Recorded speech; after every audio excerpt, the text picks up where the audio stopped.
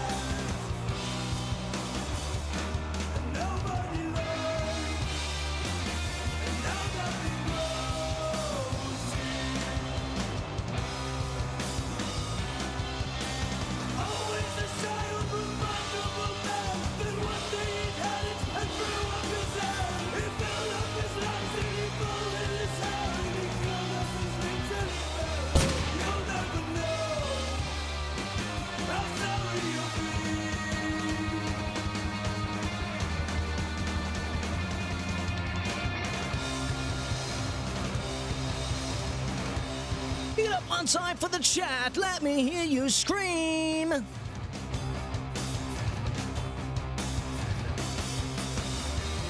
Oh, yeah.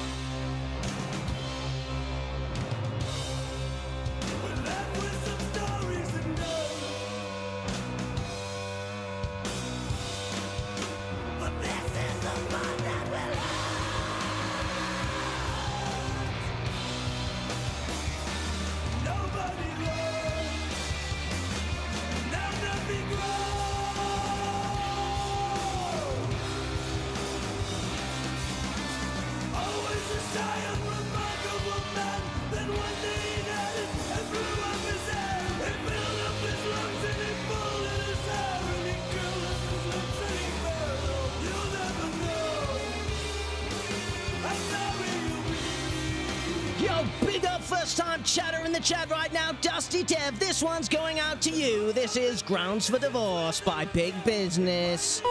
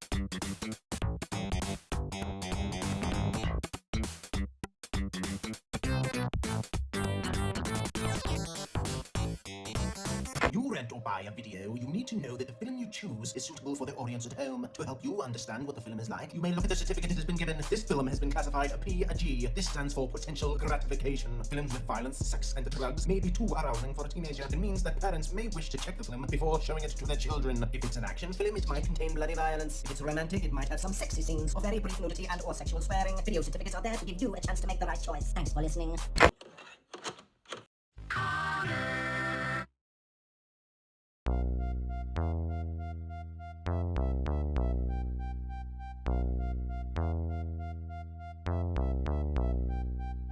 A baby was born with perfect hair. His name was Conor and he didn't even care. When he looked in the mirror said I. Then he said, what? Is it I? Nah. Is it I? So I've got to go. Press the button and start the show. Give me 2 secs while I blow my nose, clear my throat and pick my hole. You're now tuned into the Conor Gillespie Show.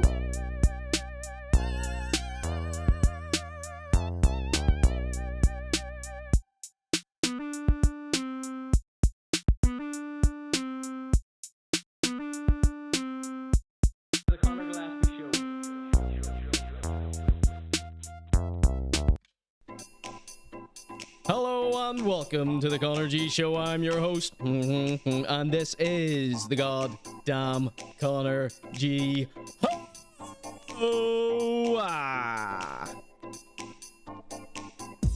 Bit too soon, but there you go. Hello, welcome in everybody. We got the whole gang here. New friends and old, gather round. This is the Conor.G Show. I have so much stuff for you tonight. It's a who's who of Ireland's populace, pretty much. If you posted something on Instagram between now and the last time you saw me, excuse me, very nervous and excited here. Basically, if you posted anything on Instagram between now and last week, you will be on the Conor.G Show tonight. We got that much stuff. Welcome in. We've got Rob. We've got Per Me the Ginger tonight. Welcome in. Battle of the Bands alumni. We should have Meek and I believe Per Me the Ginger here. It's his name in the chat. If you're confused watching the VOD. If you hear me say these strange names all night long, it's because we're live on Twitch right now. And then if you're watching a clip, if you're watching a TikTok clip or a YouTube clip, oh my god, have you seen what they're saying about me on TikTok? They're saying I'm old.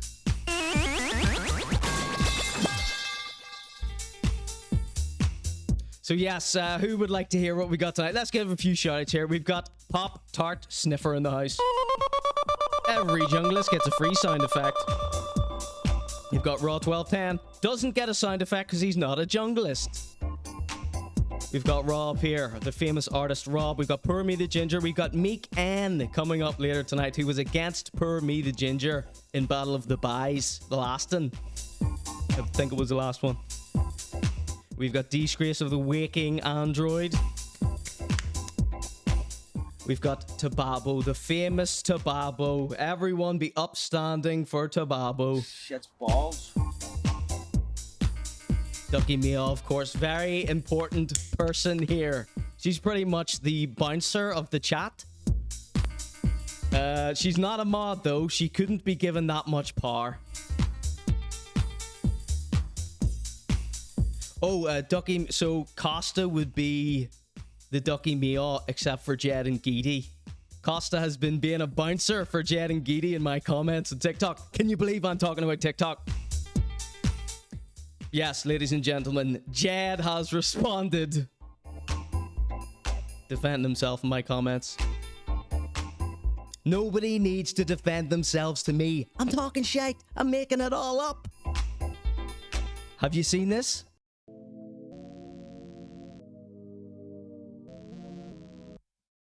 If you haven't, you can go back and pause the screen to read it. Alright, I've got so much stuff. Shout out to everyone in the chat. Thank you for joining us this evening. Don Chi, Rare Witch. Thank you so much to all these people. We're going to be giving out prizes soon. Tangible, holdable prizes to reward some of these beautiful listeners that we have. I'm not out here trying to push that weight anymore. Like.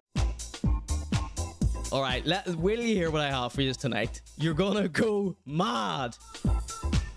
Yesterday, I had nothing, right? I had Jed responds. That's it. By today, 300 notes. It's insane. Hopefully, we're gonna speed through the shite ones.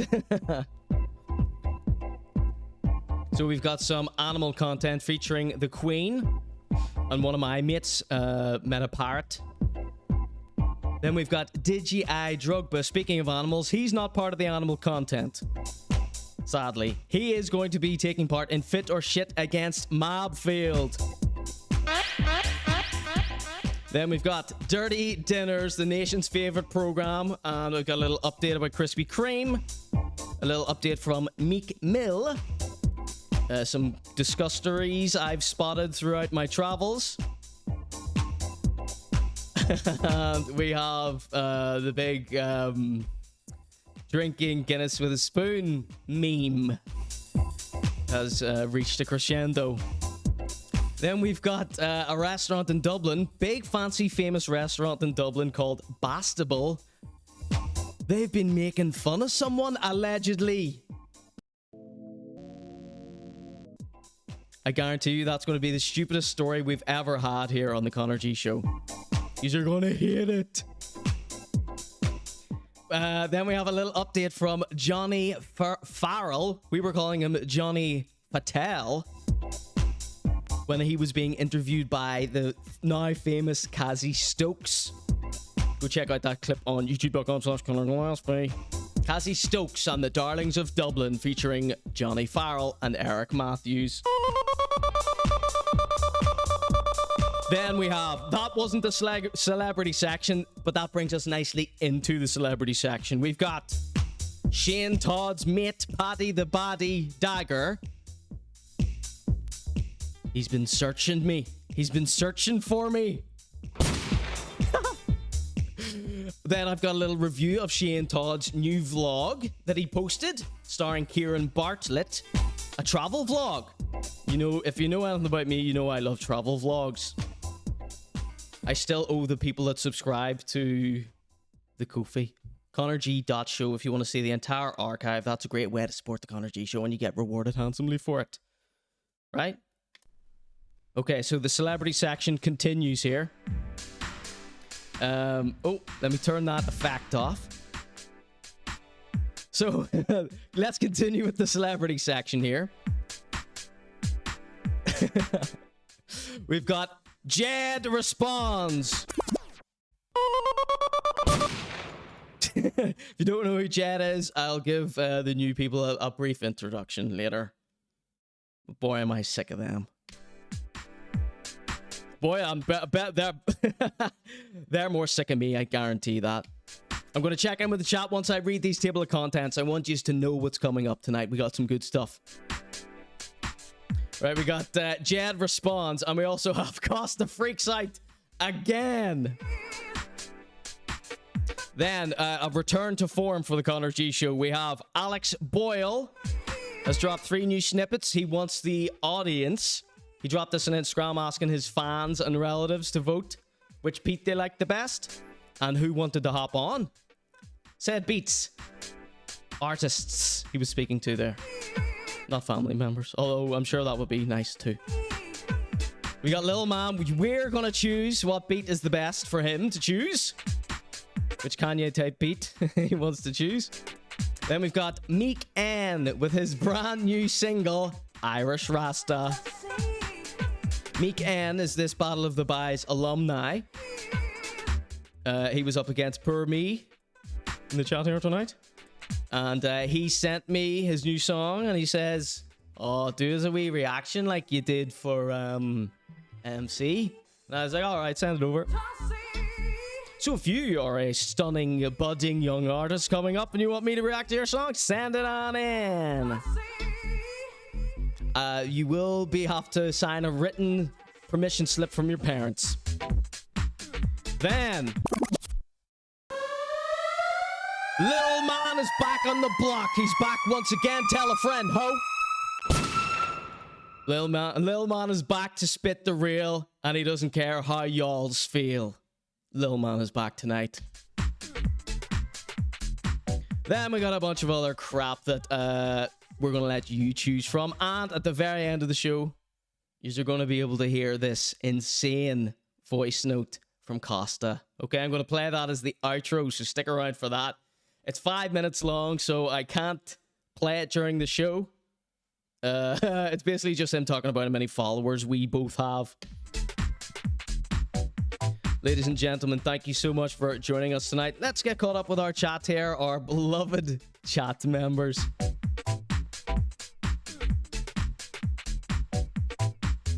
Four minutes, I think it was 4 minutes. We'll double check that though.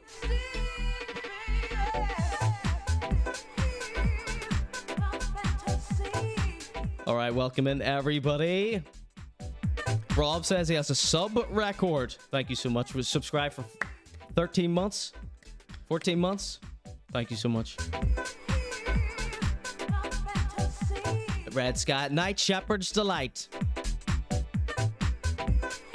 Do you reckon Costa is watching? Very good question.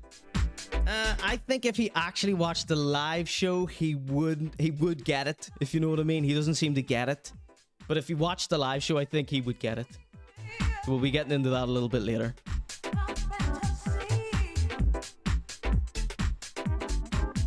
Raw 1210, another English listener. We've got Americans, we've got English, we've got Irish. From both sides of the divide. Freedom of opinion will not be tolerated. Forgot what I was saying. Raw's English. He said, yeah. So we teach a lot to people outside of Ireland about Ireland, you know. But the show isn't about Ireland. You see what I'm saying?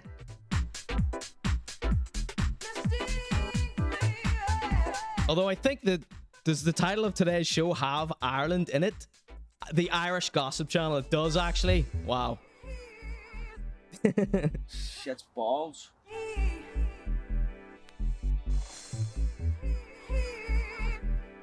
So just getting relaxed, just getting settled in. We got a giant show here. Don't worry. This is the calm before the storm. Lee, what a pleasure it is to see you. Fully loaded tonight. Fully loaded. Dwabo, how have you been, mate? All good, yeah?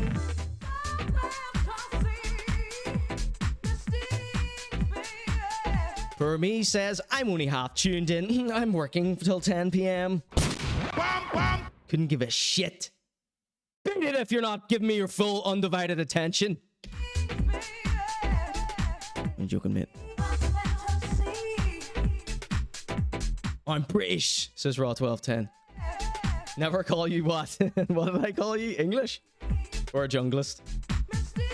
Alright, okay.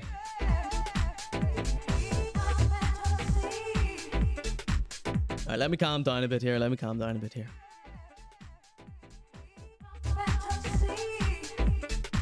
Right, let's get into the animal content here. Has anybody got their pet? Has anybody watched the Conor.G show with their little pet?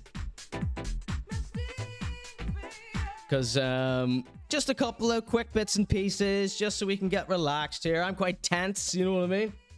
Got all these lights on and all these screens and everything. It's like very, very uncomfortable to look at and pretend to be calm during.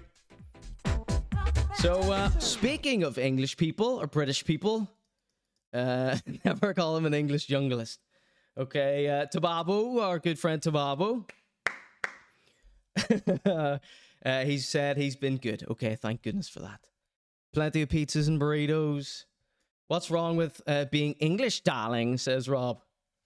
Yes, let's get some beef going between the two English / British people. I think Raw 1210 wishes he was like Scottish or something. You know, because he's already pretty, you know, he's a hard lad. So what makes you one level harder? Being Scottish. Okay? So, speaking of being English, let's get straight into this animal section. The dreaded animal section that everyone loves to hate.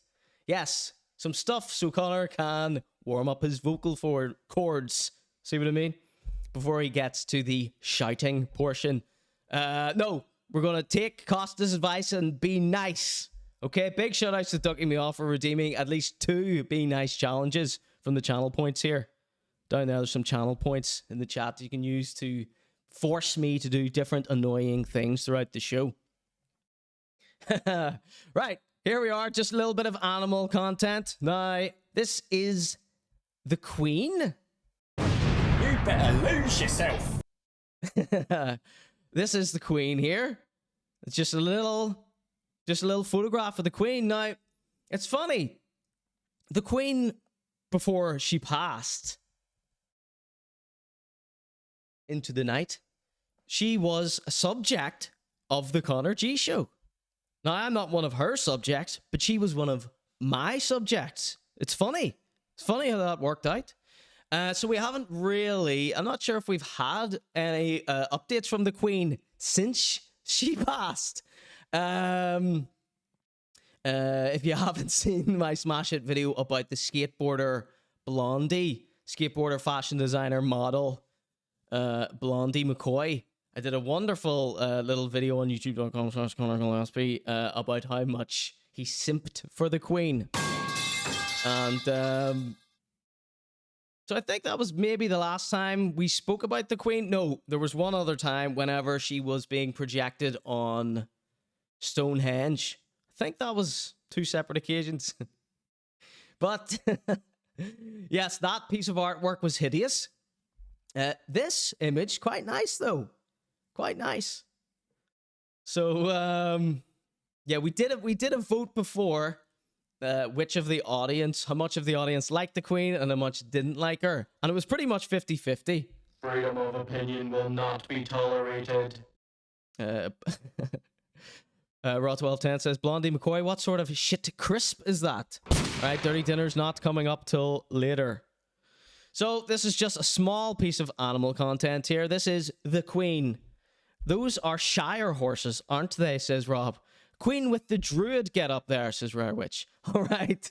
Okay, anybody else have something hilarious? You know, I hate to rush away and then we're on our next topic. Just, I mean, I have nothing for this. It's just a photo of the Queen. Sometimes I like to show you photographs, what I saw. But white symbolizes death, doesn't it? These are her horses carrying her off into the nether realm. Lady Vengeance. Sympathy for the Devil or whatever. You know, the Old Boy trilogy. She's probably in that now. Right, okay. let's get on. We got some more animal content. Come on, these are just some warm-ups for me. Give me a break here.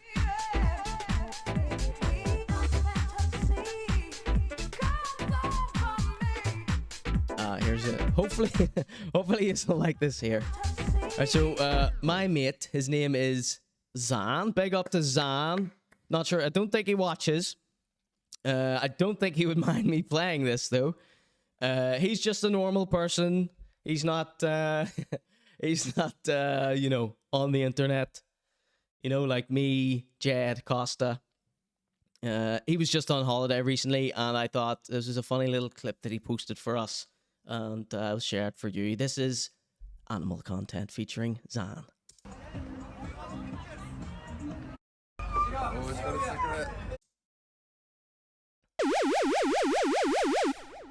It's a parrot with a fag. Burnt his beak. So that's all we really had there.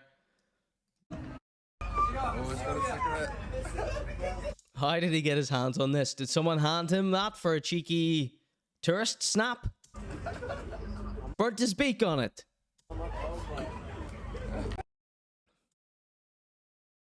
So there you go. That's all. We're just a quick little animal segment here, just for the kids before the watershed comes on, you know. Of course, my viewers are all of childbearing age. So, okay. There we go. This is a PG stream. We don't start swearing. We try not to swear until after the watershed. This is a PG stream. You're not going to see anything crazy. The worst you're going to see tonight is this parrot smoking. Parrot smoking is saying, you know, for the kids. Well, when I was a kid, all the animals smoked in children's programs. There's someone cracking up in the background. Let's see. Rob says all the Queen's horses have some sort of esoteric symbolism. So you think this was set up to release after her death so that so that people would know that she is in heaven, perhaps? This is like how pharaohs would you know, have their slaves mummified with them and like have their whole stories in hieroglyphics on their tombs. This is a bit like that, but you know, with the digital age, you can do a whole photo shoot and, you know, Instagram post. It's just the same as what the pharaohs did. Let's see. White horses have a special significance in mythologies.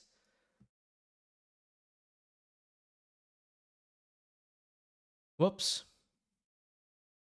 It's been a while since we've had a little art history lesson here with our friend Rob. They are often associated with the sun chariot, with warrior horses, with fertility. She ain't fertilizing nothing. She is fertilizer now. I'm so sorry. I take that back. Or with an end of time savior, right? Raw 1210 says, when I was a kid, kids smoked. I thought this pic was when she was in heaven. I thought it was live, says Raw. Yeah, exactly. The Marin Stallion, manifestations, end of time, savior. She's got that look going on. Let's see. Truly white, other horses, more commonly grey horses. Boo.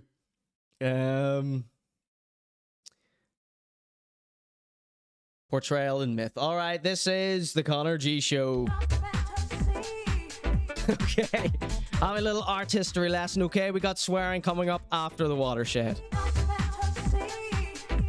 All right, let's get into some celebrities. By celebrities, I mean DidyeayeDrugba, the rapper, and Mabfield, the magazine editor. Welcome in, Fergs. Every junglist gets a sound effect. Right.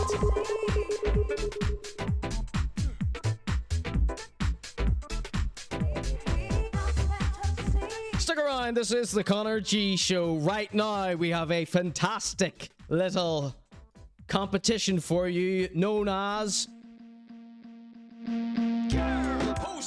Pose Off.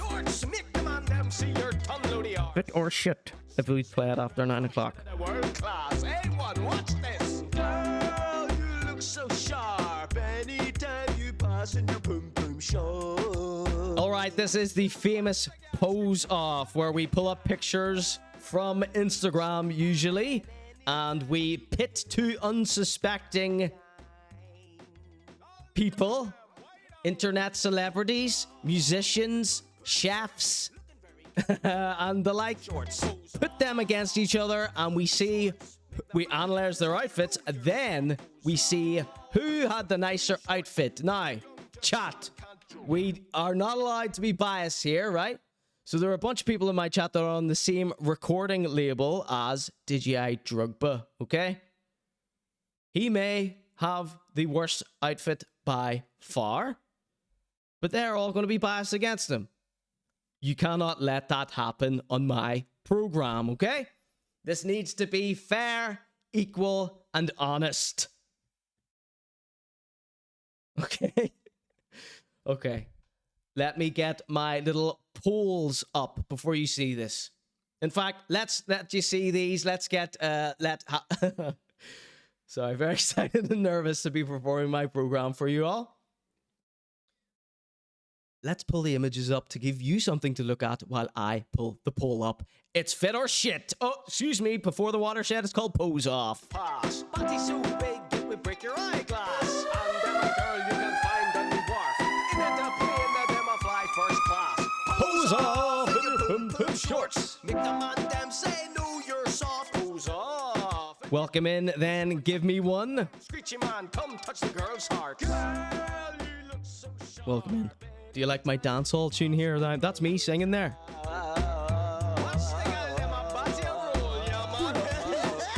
What are you confused about then? Give me one. Usually I go mental if they say that, but if they say that in the chat, if someone says that in the chat, I'm going to give you a chance though. I love one girl. Sorry, very excited. That's true, so it is. So if you're confused about anything, just ask and we'll tell you, mate. No worries, okay? Every junglist gets a sound effect. I'm gonna take a wee look like. Watch this. So if I jump on pearl off, jump on pearl off in them pum shorts. I'm just doing a little poll. We are going to vote whose outfit is better, and we are going to analyze their outfits. These two strong men in media today. And them walk and them wind them hip. In it them pum shorts jump and skip. All of the gal them take this as a hint. You're giving the bad man a third-legged limp. Girls, you look so sharp. Anytime you pass in a pum shorts. Jesus Christ, your outfits are killing me. One time, come again, say. Girls, you look so sharp on a. All right, do not vote yet. Do not be biased, all right? You have to analyze the outfits first. So we have famous rapper DidyeayeDrugba, one of my favorite rappers. Then we have Mabfield. I think he's the editor of District Magazine. Okay, a big shout out to Mabfield. We were in Shoreditch together recently. Okay, so we've got DidyeayeDrugba. Now, DidyeayeDrugba is a farmer. Okay. So, there are no surprises here. Now, he is a hip-hopper. So we would expect to see baggy jeans, but we would more expect to see him wearing baggy jeans of the FUBU style, okay? Not the farmer style. But this is where the crossover happens. He is a farmer and a rapper. So, does that mean his baggy jeans shall be excused? Now, I'm not saying a guy has to wear, skinny jeans, far from it. Just wear nice trousers. Do you know who's wearing a nice pair of well-fitting trousers? Mabfield. Okay? But we're not on Mabfield yet. So, we've got the classic Uncle Boot. Bam, bam! Stamping all over him. Okay, we can only see one in this. What more? Well, I mean, the outfit has been chosen. The outfit is an outfit, okay? I'm not saying he has mistakenly come upon this outfit. I'm saying he chose the farmer's outfit. The farmer on the night out. It's a common outfit here in Ireland, Northern Ireland, England, Wales, Scotland. There he is, gorgeous man. He's a rapper, a very good rapper. I like him. And look, This guy's been lifting breeze blocks all day long, the size of his hands. Huge. He did his hair and all. Yes, you got to give him points for that. He has done his hair. He's got a nice little haircut. He's got a nice little beard. And classic night out photograph.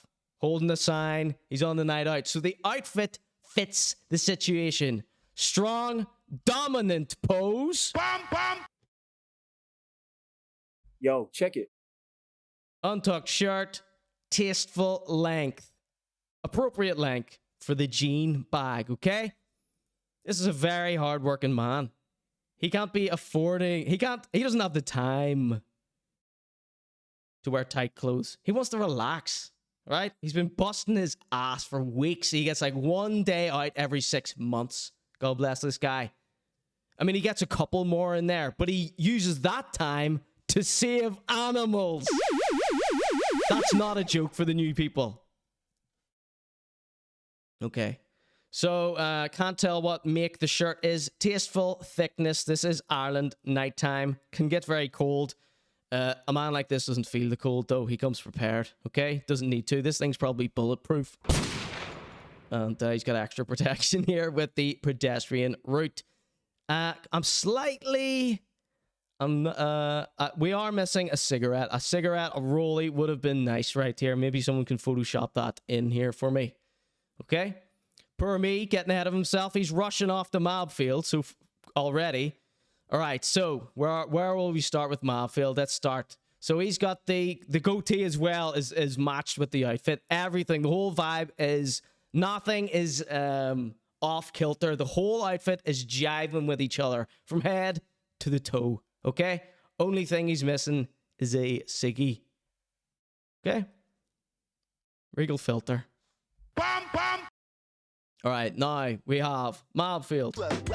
Get a wee spin to get a proper look at you. Tonight you look so sweet, you look so sweet, you look so nice. So, I've heard people do not like his mustache. I do. I think it suits him. He's got a new haircut. He used to have that, you know, let's not say the word before the watershed.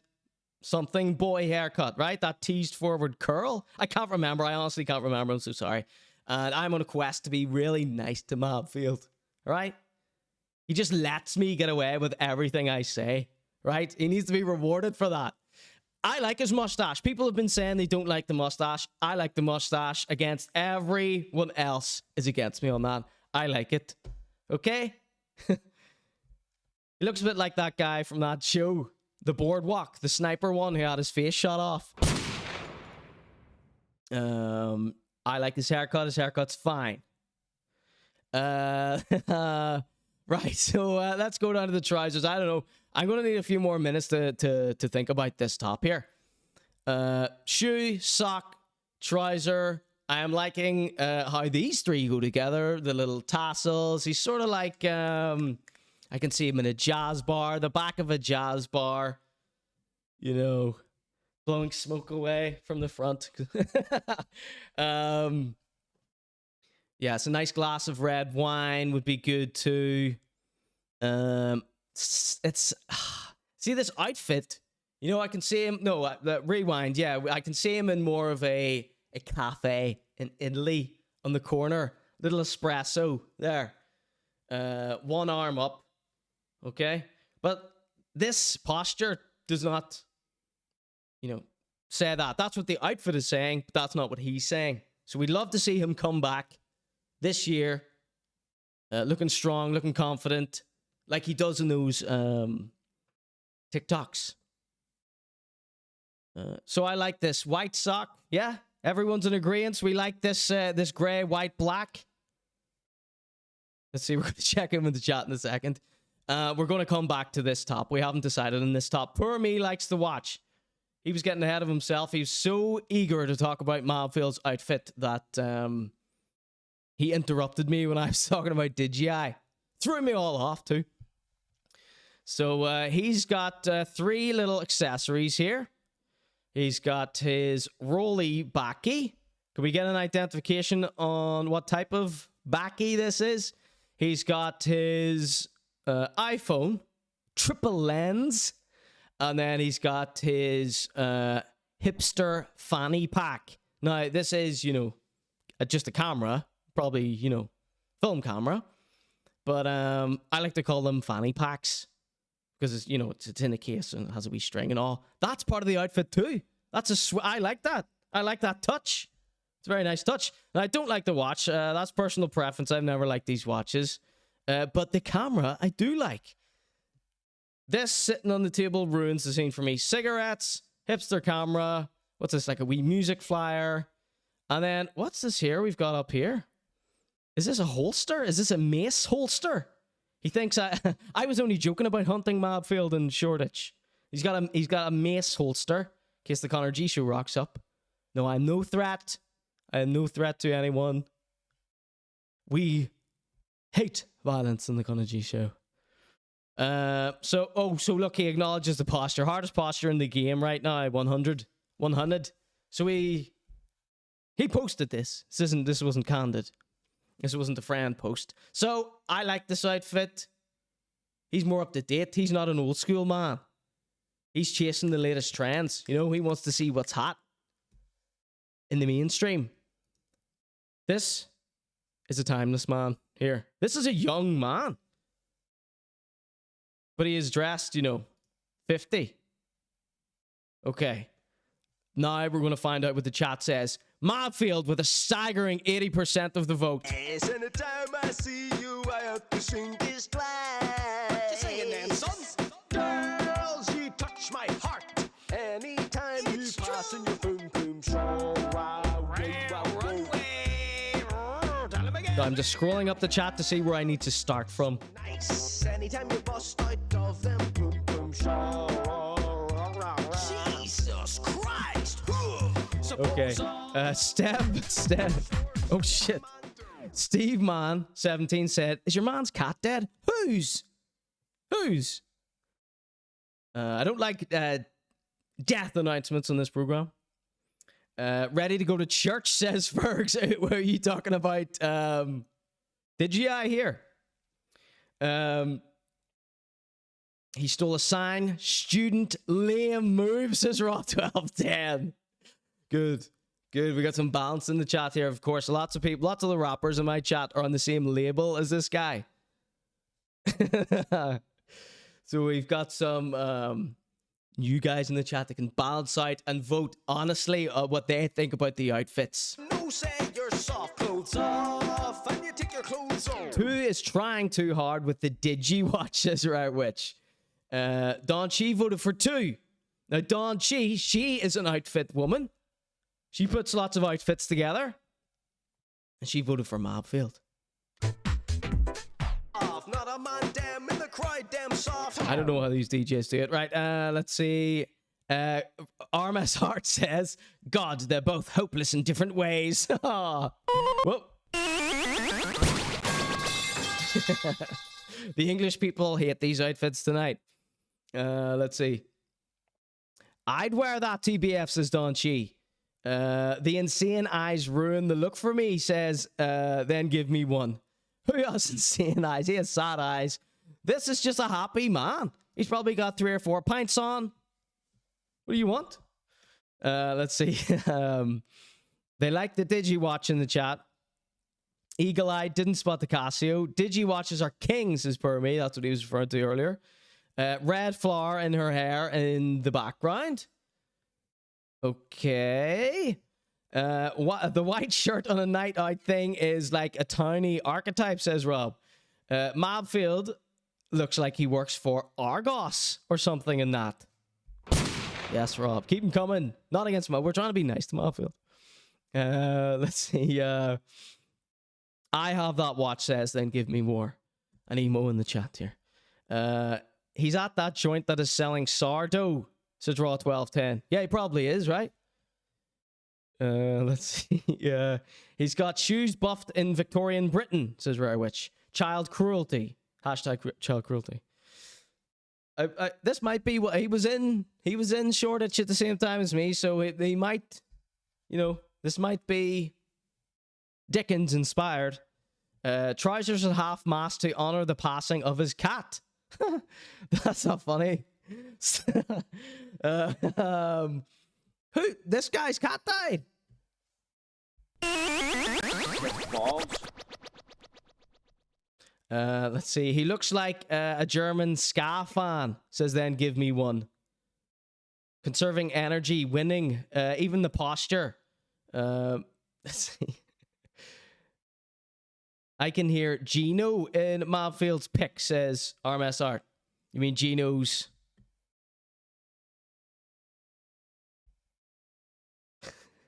You got the reference? Mea culpa, yeah. Amber Leaf says per me. So sorry, I get very lost if I go back in the chat, you know, if I don't really, you know.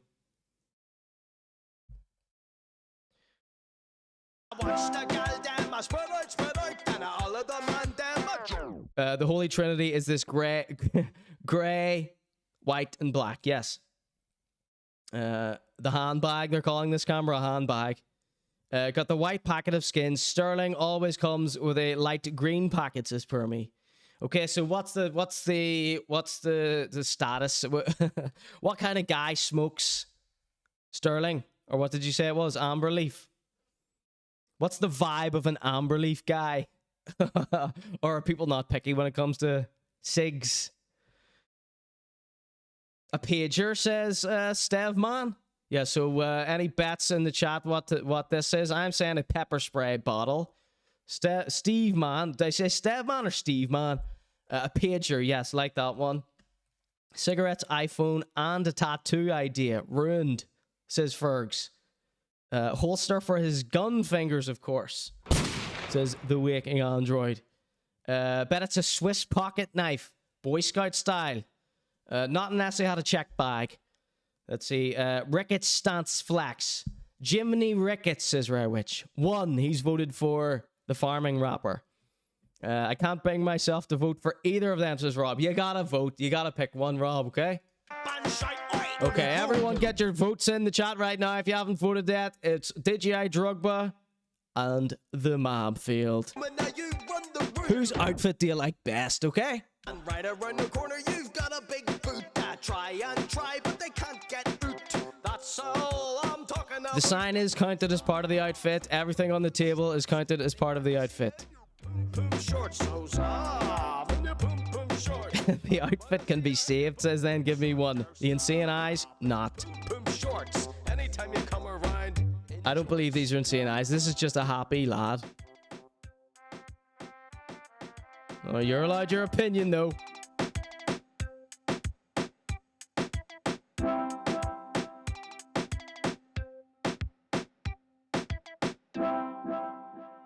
Meek N says, one looks like a stepdad ready for his son's Holy Communion, and the other looks like he's... Well, I can't say that.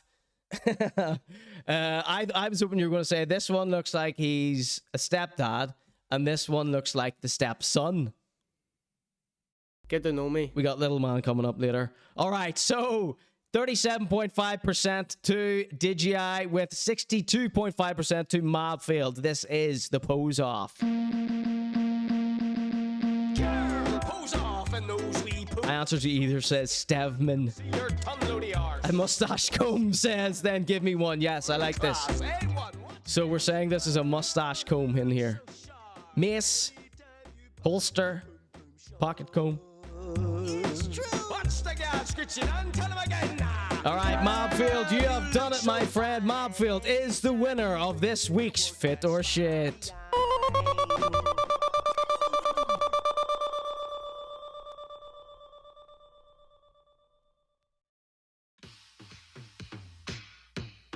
All right, ladies and gentlemen, this is the Conor.G Show. You're listening to Distant Power Plant by Asthma. Coming up for you tonight, we have Dirty Dinners. Not the most controversial show on the internet this week. All right, I need to get a quick drink. And when I come back, we've got Dirty Dinners. Don't go anywhere. Be right back. Listen to this song. Dance around the living room a bit. Okay? Gonna be back very, very shortly, like 30 seconds.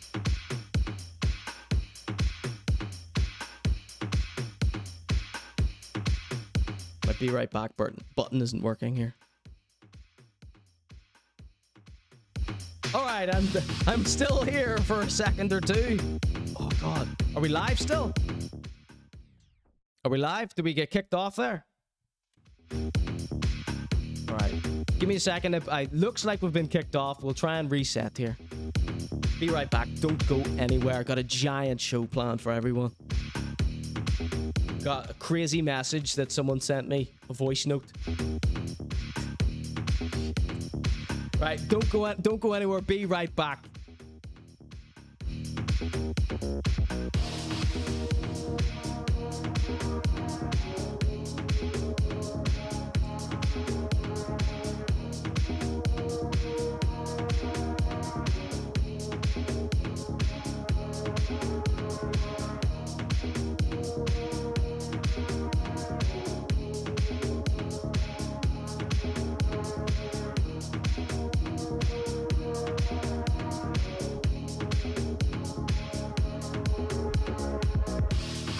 Hello, refresh the browser.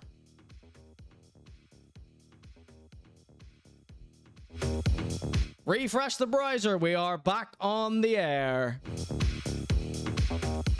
Thank you so much. All right, I'm going to go take that wee drink now. Thank you so much for returning to the Conor.G show.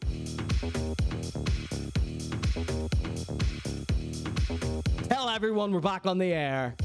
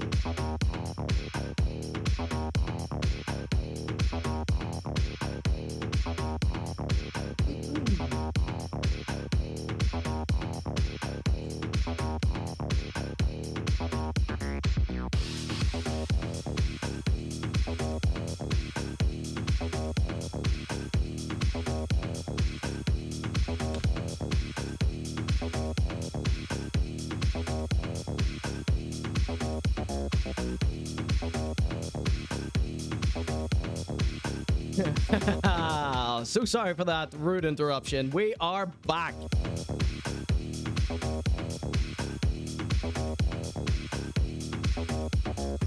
Full of Frues in the chat. Welcome in, Full of Frues. Good to see you again. He's joking. Nobody ban him. He says he's going to take down everybody. Okay. Unless he's been hacked. Alright, so our friend Rob here has redeemed a little drawing, okay? Take a little drawing break here. I wonder, I didn't... Let's see if Pencam's linked up. Yes! Pencam, go in, Brizzy, yo. Alright. Welcome back, everybody. This is the Conor.G show. Let's get some drawing music on. Welcome in. This is Dirty Bassett with Are You a Bad Man? Okay, it's a little drawing for our friend Rob. He wants Marcus O laughing and holding a plug. Okay, it's a PG stream.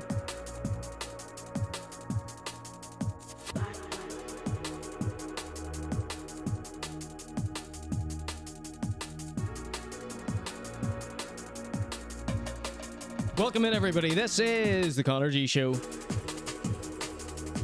Ben can't go in, Breezy. Yo. A power plug, he says.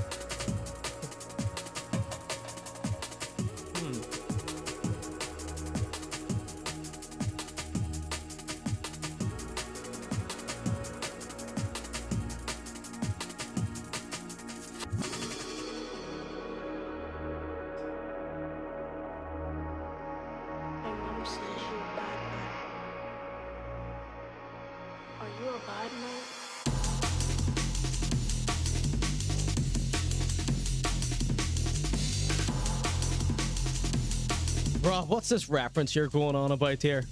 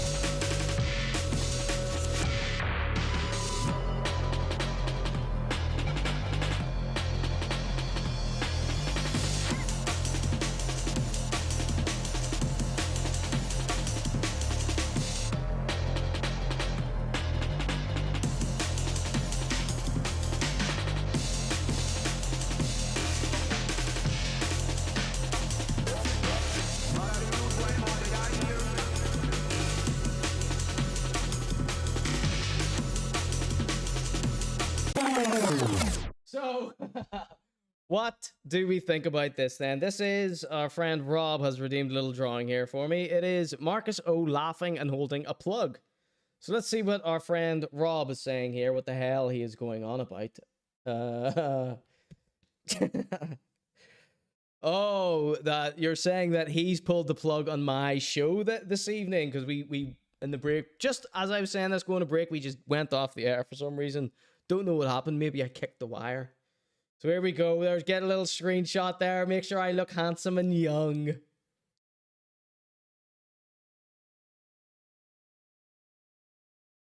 Good stuff, Rob. Thank you for that.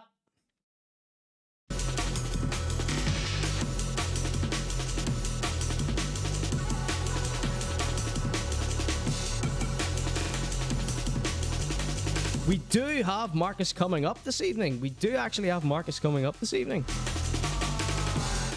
Let's see. Galactican Cyclops is in the house tonight. Thanks for dropping by. All right, we are back with the Conor.G show. Thank you so much for being here. Right now, coming up, we have a very special dinner-related item. It goes by the name Dirty Dinners.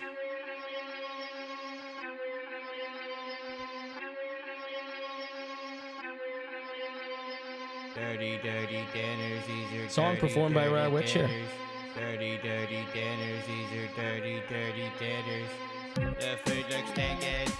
What were you thinking? Next time you ask permission when you wanna use the kitchen. The picture's bugging and your arteries are clogging. Nando's you were tagging, even though your food looks rotten. You're better doing nothing, and I'm not even laughing. Your photo of a burger looks like there was a murder. Fix your saturation, and next time you won't be raging. The food looks stinking. What were you thinking? Next time you ask permission when you wanna use the kitchen. Dirty, dirty dinners, these are dirty, dirty dinners. Dirty, dirty. All right, this is Dirty Dinners, ladies and gentlemen. So I've got a little update. You remember a big, giant Krispy Kreme donuttery opened up in the center of Dublin. And you can go check out that classic episode of Dirty Dinners on youtube.com/Conor.G. And it was our friend Dublin Social. He was doing a big hubbub, a big to-do. He was doing some promotion for them. Jedward were also involved. And I was going mental. I was like, Dublin doesn't need another donut shop. Small businesses are going out of business because of you. Big franchise down. Freedom of opinion will not be tolerated. You can tell. You can tell. Where's Wheelchair Jay when you need him? So, yes, we covered the whole... And then after that, we had a few updates, like, you know, the place was being trashed by kids. Kids were going out the back and stealing donuts. And there were thousands and thousands of donuts being left out the back of this Krispy Kreme. And I happened to be walking past it at lunchtime recently. Famous, busy lunchtime, right? And this is the first time I've been there. The place is massive. It's bigger than McDonald's, right? It's about the same size as McDonald's in Grafton Street. Probably bigger, right? There's a whole downstairs area and everything. The place is huge. Like, I thought it was the size of like a Costa or something. Costa coming up later. So I went in and the whole place was completely empty. Mea culpa, yeah? Ooh, I was dancing for joy.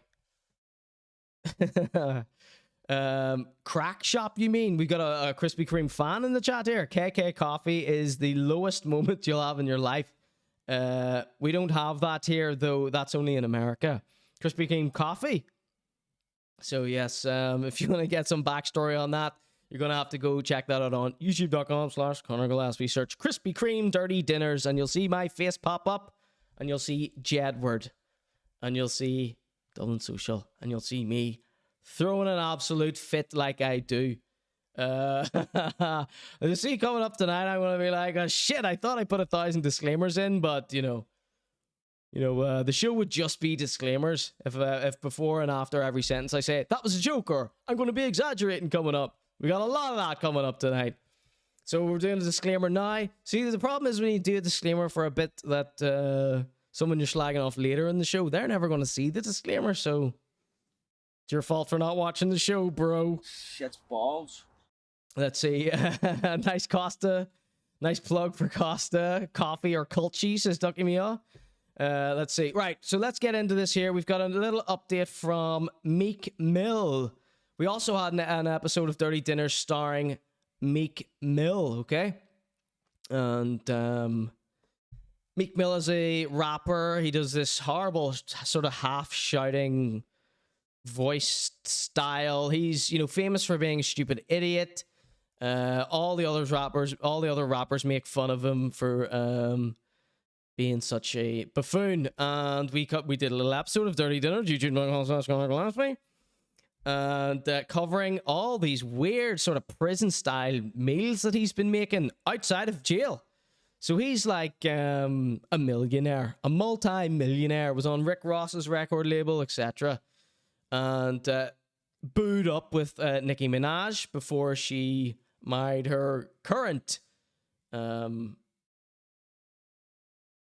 offender husband. And so let's just see, she's got a terrible taste in men, this Nicki Minaj. Look, here's just a little Meek Mill update. It's a long way I'm saying this guy is, he says, I'm a mess. I'm a mess. So look at this. We've got like some sort of cocaine tray on the ground here.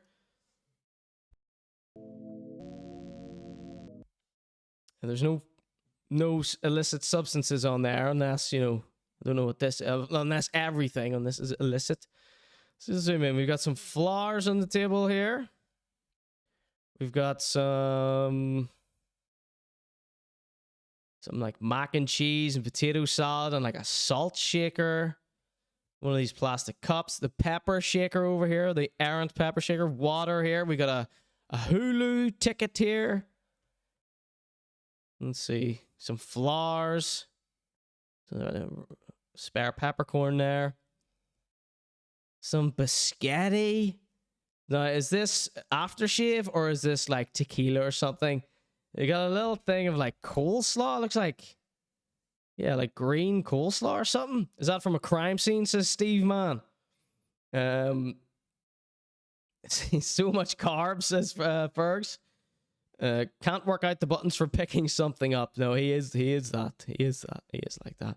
And then we have this bowl. God knows what was in here. Burrito bowl. I don't know. With a little bit of roast beef here. Looks like roast beef or some sort of meat, something.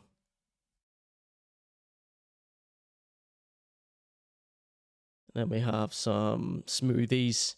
You got to get your health kick. This is probably famous. You know, this is this water that rappers drink because it costs more. And then the poor remote who never did nothing to nobody. The little robot that just works overtime for everybody all day long. No one ever thanks the remote. No one ever's like, you know what, I bloody love my remote. I'm going to take good care of this remote. No, people just throw it around. People treat remotes like shit. I'm sick of it, quite frankly. Okay. How else are you supposed to Chromecast the Conor.G show to the big TV? Dinners, these are dirty, dirty dinners. Dirty, dirty dinners, these are dirty, dirty dinners. Ducky Meow says, he's went in the kitchen, stoned or blocked, and heated everything up, ate a bit, then pure copped out. Yes. Yes, well, I just assumed that was from a hotel or something, but yeah, you're probably right, because it's too much of a mismatch of things there. So, does everyone remember when we performed the top 10 best things to burp back up again later? And our friend Rob here in the chat says, well, in the chat now, he says, I feel better about the mess in my kitchen now, Connor, thanks. So, one of the things that I believe it was RMS Art, certainly one of our English viewers, threw out this, and I'd never heard of it before, but this is kind of what I can't remember if I imagined it or someone sent in a photograph. Anyway, welcome in, Jakku. You know every junglist gets a sound effect. So, and if you're an English person as well, perhaps you're going to like this here. So we are in the middle of Dirty Dinners. Dirty, dirty dinners, these are dirty, dirty dinners. So this is the first time I've ever seen these IRL. A roll mop. Herrings. Are these pickled herrings? Look at that stew. This is like sitting in a fridge here. Look. They allow this. They sell this. They're allowed to sell this. Look at that. What's that? Is that innards? Or is that flesh? Or is that an onion? Look at the Earl on this here. So can someone explain to me what a roll mop is? Now, I'd never eat this here, but, you know, the word herring, the word roll mop, who came up with this? Roll mop onions, says Fergs.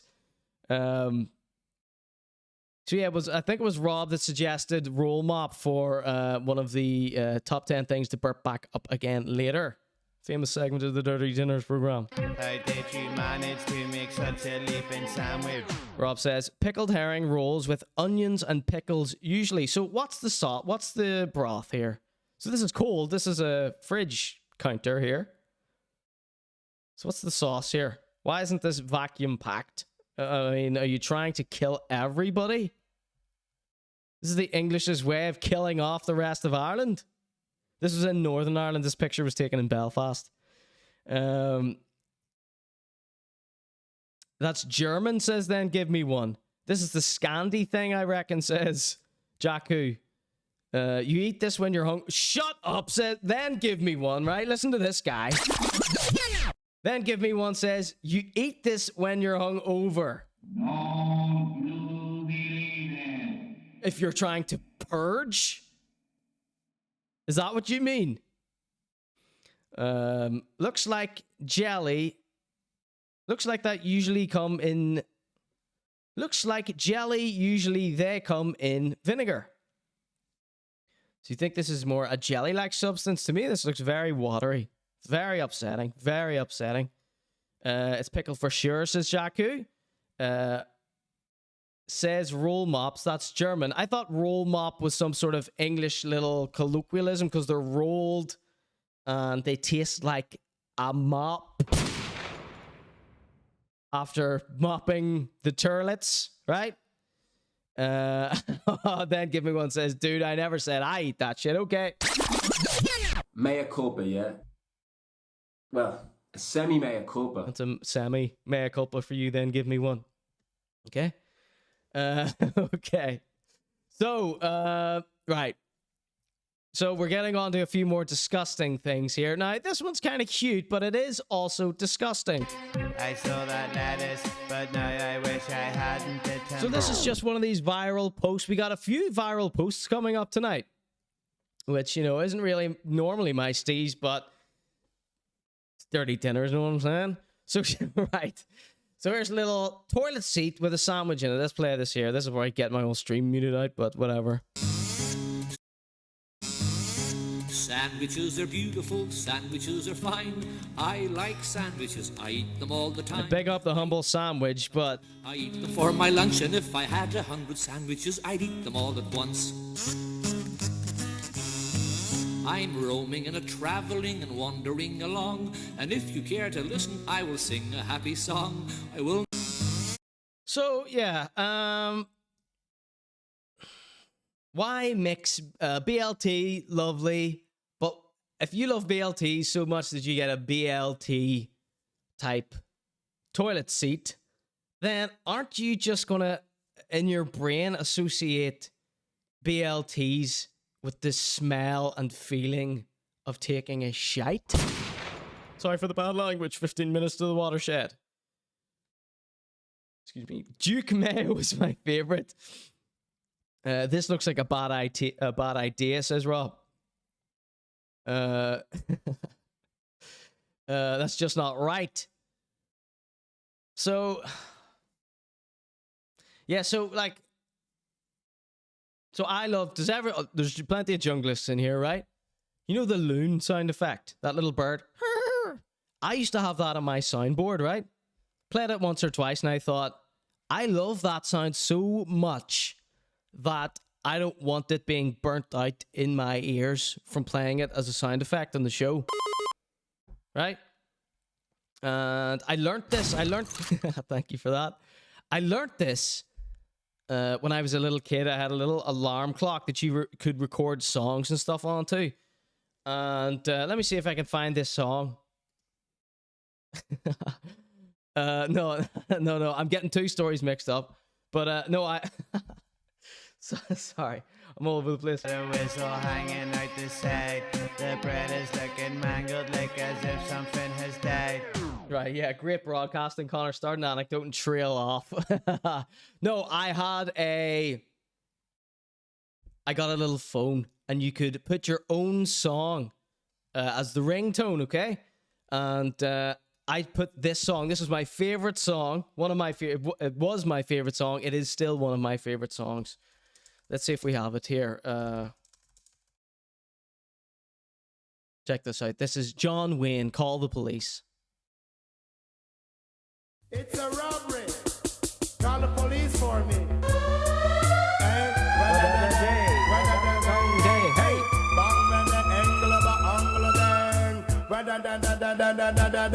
You just call the police for me. You tell them it's a case of emergency. So I had that as my ringtone, and then it just annoyed me then. The song that I loved so much just annoyed me every time I heard it then. So I learned my lesson with that. When I was a kid, I had some song that I liked, and I recorded it on my little alarm clock. And then it would play in the morning, and then I hated that song. So if you love BLT so much to get a toilet seat made out of one, now every time you take a DUMP, every time you have a BLT, you're going to remember that disgusting emptying that you had to do earlier in the day or before you had the sandwich. You shouldn't do that. I had that. That's why I removed the loon sound effect. I like it so much, I don't want to ruin it for myself. But I caught myself early in that instance. So that's what's going to happen if you put your favorite sandwich where you take a dump. Your omelet's overdone. Your head is up your hole. I saw your Caesar salad trying to escape the bone. Let's see what the chatter's saying about this here. It's an odd choice, says Rob. Then Give Me One says, that's for when you're hanging over the toilet, puking your guts out, but you're also hungry. Ducky Meow says, I like toilet seats like that with seashells and stuff, but this is bogging good. You didn't want to ruin it, says Jacku. Yes, exactly. Robert says, I like the idea of this, but not in my house. Keep it away from my family, says Rarewitch. Maybe the toilet in a sandwich shop or somewhere would be cool. Don't encourage it. Don't encourage excrement on the sandwich. You don't want a repeat of Marcus O'Leary's Happy Endings Ban Me, do we? Go check that out on youtube.com/Conor.G. Type in Dirty Dinners. Okay. The picture's like you took it backwards with your feet. Underwater on a broken iPhone 3 with no screen. Fitting for a restaurant, says Fergs. That's how I ruined Messiah for my son, says Then Give Me One. by you playing the song too much? You got the reference? It makes me sad when I see the things I see. What would you put in your hypothetical transparent toilet seat? I would put... That's a good question. That's a good question. Could someone remind me of that in 2 minutes when I've had a little think about it? But we have a few more bits and pieces to get through here in Dirty Dinners. Like your nacho chili cheesy fries, they look like World War III. Dirty, dirty dinners, these are dirty, dirty dinners. Right, we've got a few absolutely annoying topics here to get through. They are so stupid. Okay, so Fire Ant says Then Give Me One about the toilet seat where which is talking about. Right, what would I put in mine? What would I put in mine? Rizlas. Dirty, dirty dinners, these are dirty, dirty dinners. Dirty. Anybody else? These are dirty, dirty dinners. Dirty, dirty dinners, these are dirty. I'll give you a few more seconds to get your ideas in. What would you put in your hypothetical toilet seat? Ferg says RGB lights, easy. What about a BLT? Says Ducky Me off. That's says Rarewitch. Let's see. Terrible vinyl you should never have bought. Says Jacku. Why would you? Okay, hold on. Open link in new window. See, let's hope this is a good one. Yes, chef. Where's the cabbage? Come on, Garrett! Joe? Keith and Garrett, they just got all quiet. None of you are working as a team. Where's the Why does this remind you of this here? lamb sauce? He says shit sandwich or something. Come on, man. I just need a... This is the lamb. Where's the lamb sauce? Right here, chef. Lamb sauce is coming up. 8 of you. Fuck off out of there. Get out! Out! And one more thing. Get out! What are you? An idiot sandwich. Idiot sandwich what? An idiot sandwich, Chef Ram. An idiot sandwich, what? There you go. Undercooked fish fingers, it makes me wanna. All right, this is like Family Fortune, says Rarewitch. Yes, thank you. It's just lying in a lump. Lines of something we're not allowed to say before the watershed, says Jacku. And yes, I saw your waffle. So people lick the seats, says Then Give Me One. Pre-rolled, something we can't mention before the watershed. I was a debacle, I salute your optimism. Okay. Right, this is Dirty Dinners. So lots and lots of updates tonight. So do you remember we were talking about how Marcus O'Leary, he is this barman, chef, comedian, television show host, DJ, events manager, sandwich artist, barista, what else is he? Great guy. He's lots and lots of things. He's an influencer about town, but his latest gig is the brand director at Lovin Dublin. Lovin Dublin is one of those shitty little internet magazines that post nothing but absolute Guffenstein, okay? And last week I used as an example the sort of absolute nothing that they post on their story. I used that the repost of someone eating Guinness with a spoon, of course, which was a copy of a much more famous viral video from years ago. And that meme has now, you know, gone further and further and further. So I spotted this here from this guy. He's like, I think he's a musician from Dublin. He's mates with one of my favorite artists, Carmen Quigley. Big shout out to Carmen Quigley. And so I saw this here on Instagram, and I thought, oh, there's a little update from our last Dirty Dinners. So this guy's called Prazskypapi.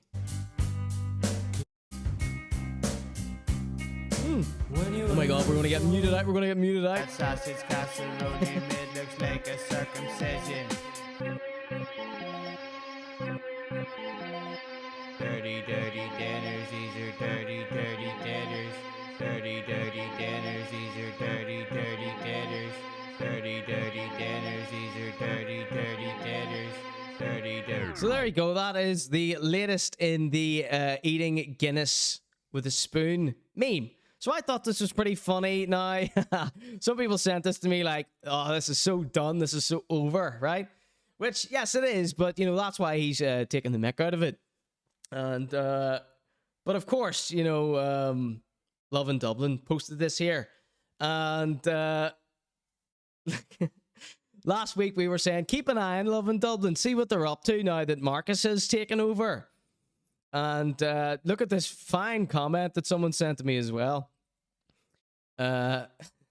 Shu Malum says, has the social media manager changed in Lovin Dublin? The content is totally off the mark.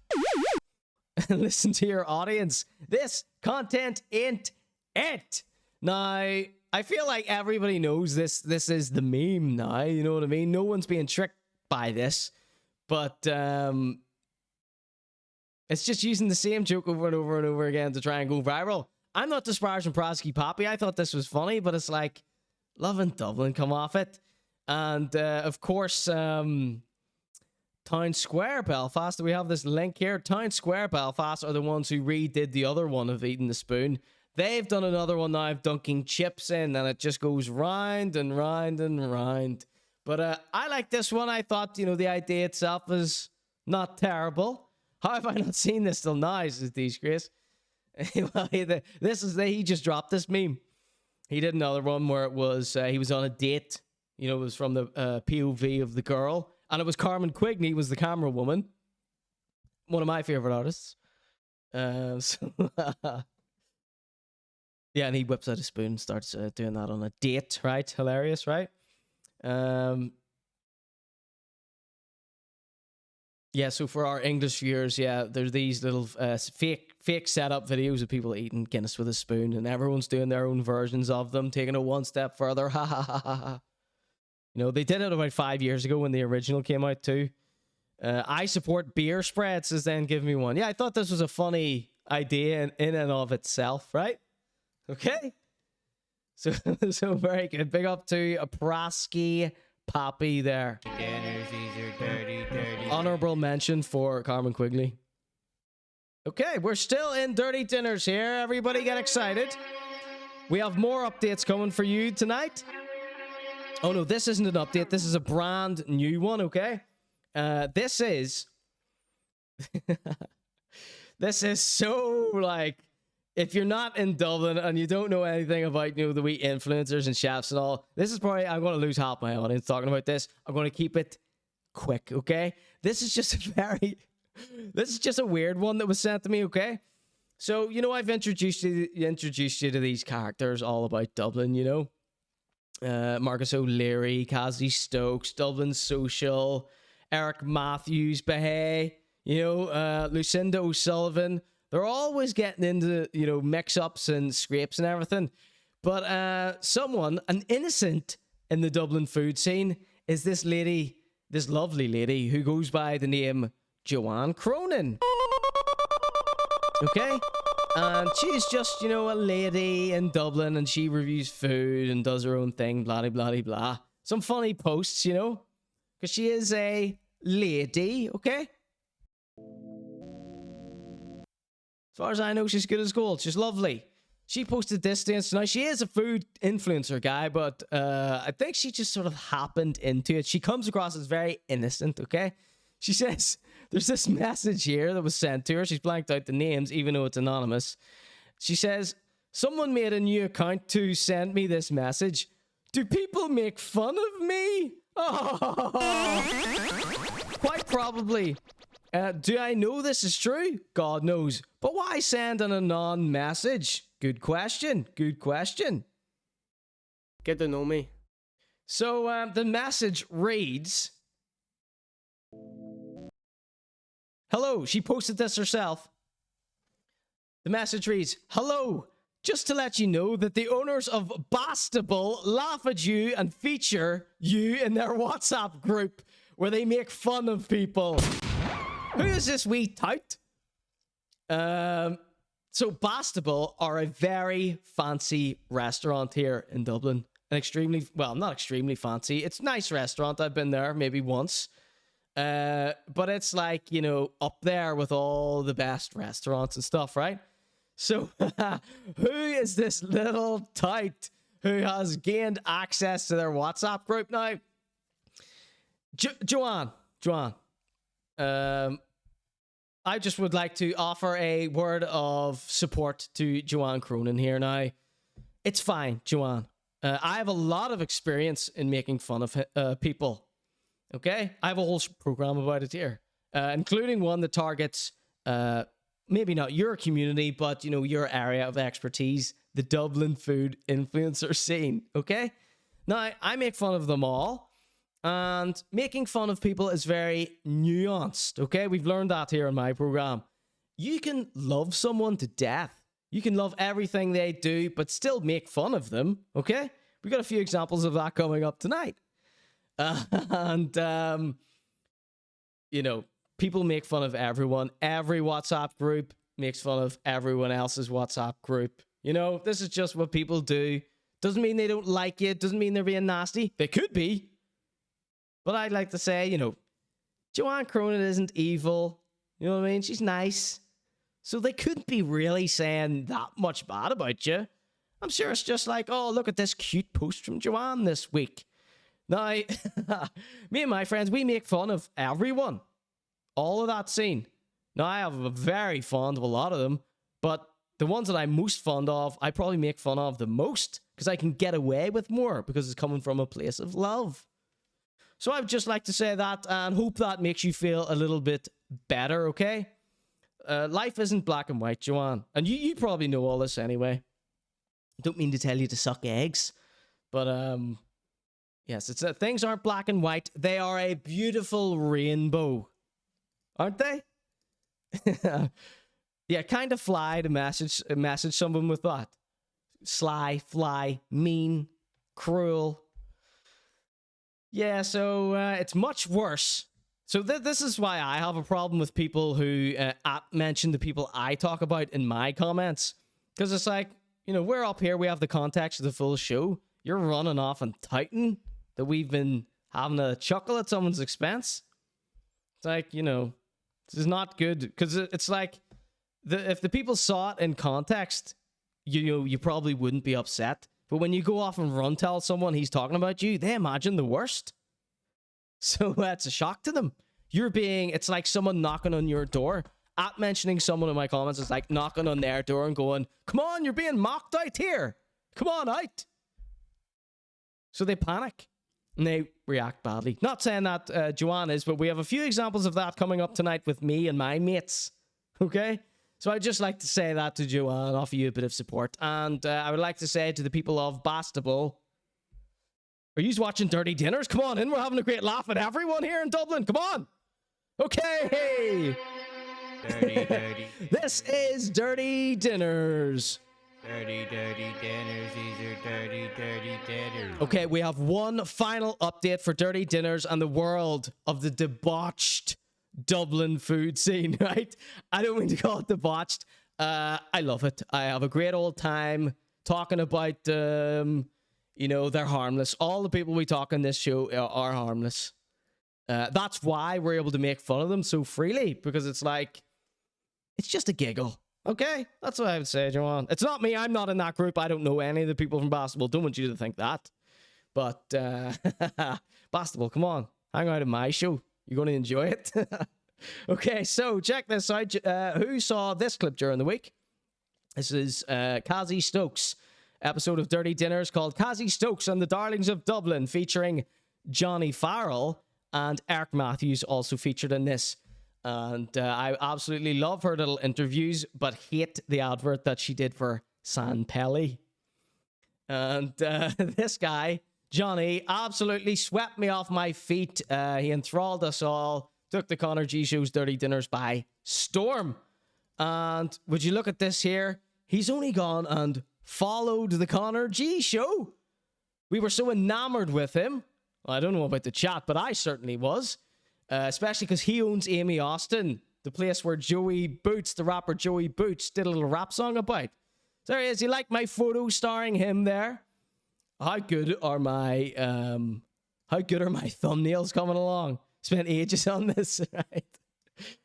Oh God.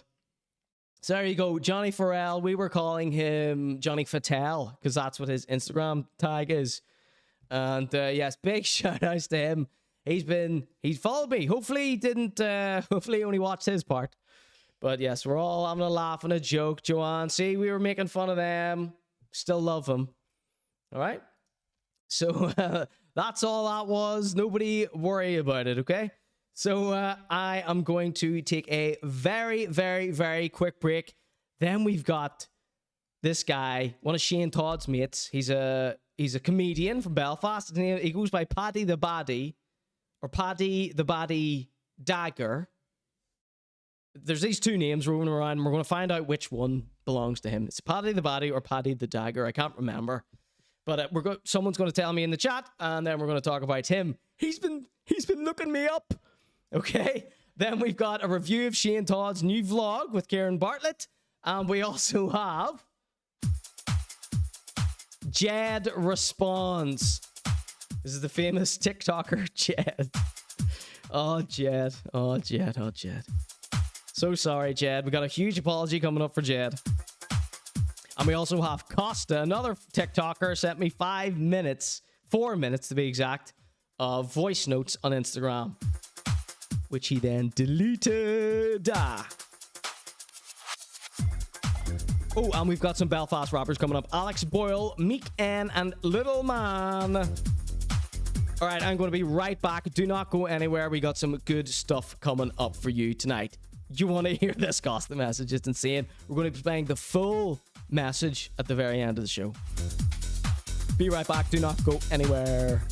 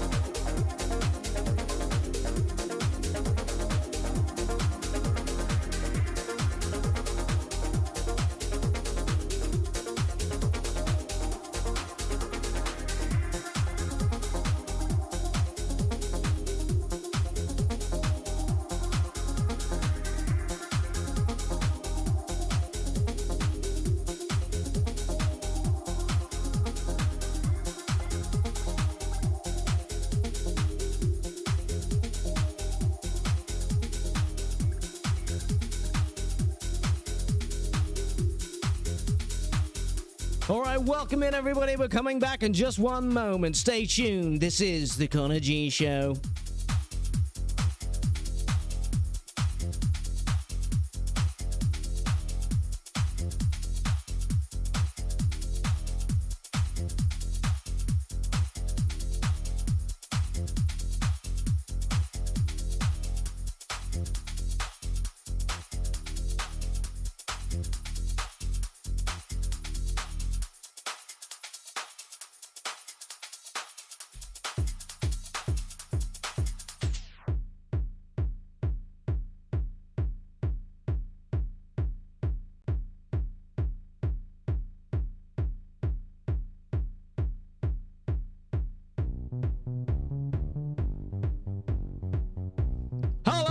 Welcome back to the Conor.G Show. I'm your host, and this is the Conor.G Show. We are entering the celebrity section, featuring Paddy the Baddie, Shane Todd's mate, and a little review of Shane Todd's new vlog, Belfast to Anywhere, followed by Jed Responds and Costa. Schizo posts all over my social media, followed by new tunes from LITTLEMAN, Meek and Alex Boyle. This is Hollis P. Monroe with I'm Lonely original mix. Welcome in, DJ Doms. Cheers, everybody.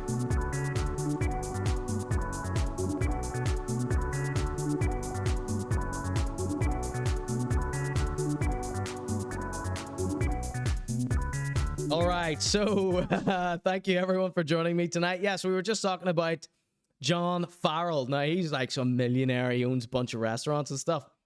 We were just celebrating him following me on Instagram after I did that little clip of him being interviewed there last week. Rob said, he was sweet, but not my type, dear. No one wants to go out with their auntie. Oh, Rob, please. Please go out with John Farrell. Please. Ducky Meow says, yeah, he was every bit the eccentric auntie. Ha ha ha. No, he's a cool guy. What I missed in last week's Dirty Dinner was, you were pointed out in the chat, the top comment in that interview, on Kazi Stokes interviewing him, was, do you only interview serial killers? Which was cute. And I think one of his friends left a comment under the episode of Dirty Dinners, and it said, John Farrell, Ballymun via space. So he's known to be quite eccentric and stuff, all right?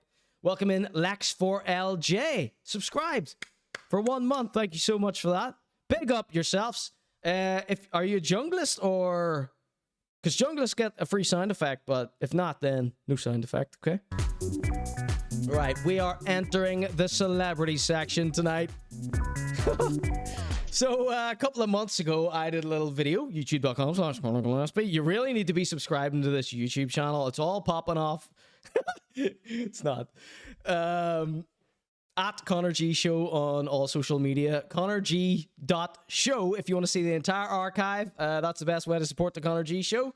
You chip in, you get access to the archive and a bunch of other rare edits and artwork what I made at Jester Not Dead. If you want to see my artwork, jesternotdead.com. If you want to buy some t-shirts from me. Let's see. Yes. Rob says, Ducky Meow made me say that. I didn't want to. It's like kicking a puppy. Yes, he's a very nice man. No, I'm sure he's a very shrewd businessman. All right? As well as being very anti and from space. All right, so rewind.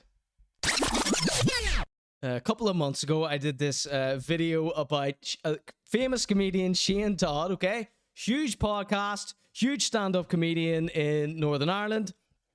And I was slagging off his podcast or whatever, and the big clickbait headline was Shane Todd sells weed. And of course I came to this conclusion because he has, in his podcast, he has like 3 endorsements on screen at all times. And he was in Hotbox doing an interview with John Sue on John Sue's podcast. John Sue is a rapper from Belfast. And there was weed all over the table. So there I was saying, you're doing endorsements for weed, you're selling weed. How are you allowed to do this? How can you get away with this? And it's a whole thing. It's a whole accusatory clip. Now, it is comedy. There's disclaimers all through it, okay? Calm down. And someone who featured in the photograph was this guy, Paddy McDonnell. Paddy the Baddie, he goes by. Paddy the Baddie. Does anybody know Paddy the Baddie? Or Paddy the Dagger? It's one of those two names. I think it's Paddy the Baddie. Someone's mentioned him to me before. So someone was in the chat mentioning him one night. And he was in the photograph, and we didn't really talk about him. But he flashed up on screen for a second, and I just, blurted something out outrageously, right? Blurted out, but censored it out in the clip, though, right? I don't mean it. I don't mean anything I say in the show at all for a giggle. But it was a very accusatory clip. It was a very mean clip, okay? It's very easy to be cruel here when you got everybody in the chat. You're trying to go one step further to see how much you can get away with, right? Right? And everyone in the chat's encouraging me, etc. Cheers, everybody. I'm not sponsored by Lucozade, but does exactly what it says on the tin.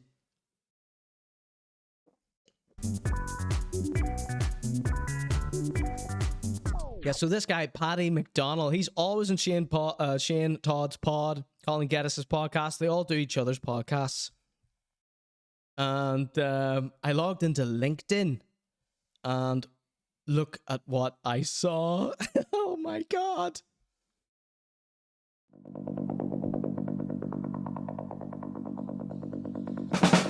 Paddy McDonnell, comedian, writer, and actor, searched me, found you through LinkedIn search. 10 mutual connections. He's been searching me. He saw my clip and he went, "Who's this wee fucking wanker?" That's a good impression, actually. So here he is, Paddy McDonnell. So does anybody know what's his name? I don't want to keep getting his name wrong. Paddy the Baddie. Paddy the Dagger. Do they call him Paddy the Dagger because he's so sharp? So quick-witted? Or because he stabs you up? Bam, bam. Paddy, please do not stab me.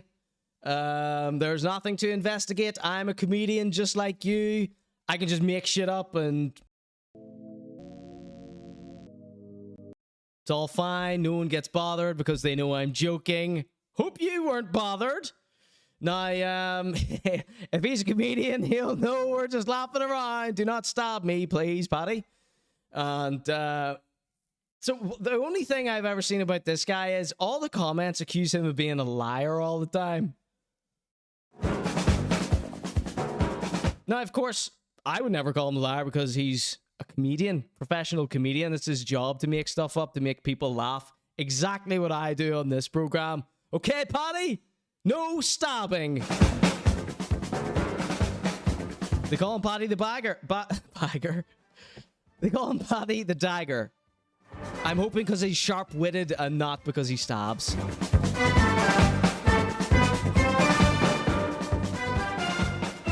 LinkedIn searches are so funny. I know people shitting themselves when people find them on LinkedIn. Yeah, of course. Why wouldn't you be? Yeah, so I don't look people up on LinkedIn for this program. I think that's one step too far. Paddy, go ahead. Well, I mean, you can do whatever you want there, Paddy. But yeah, if we're doing it, we obviously have investigation cam here, so we do investigations on people, and the chat will sometimes say, "Pull up his LinkedIn," and I'm just like, nah. It's you know.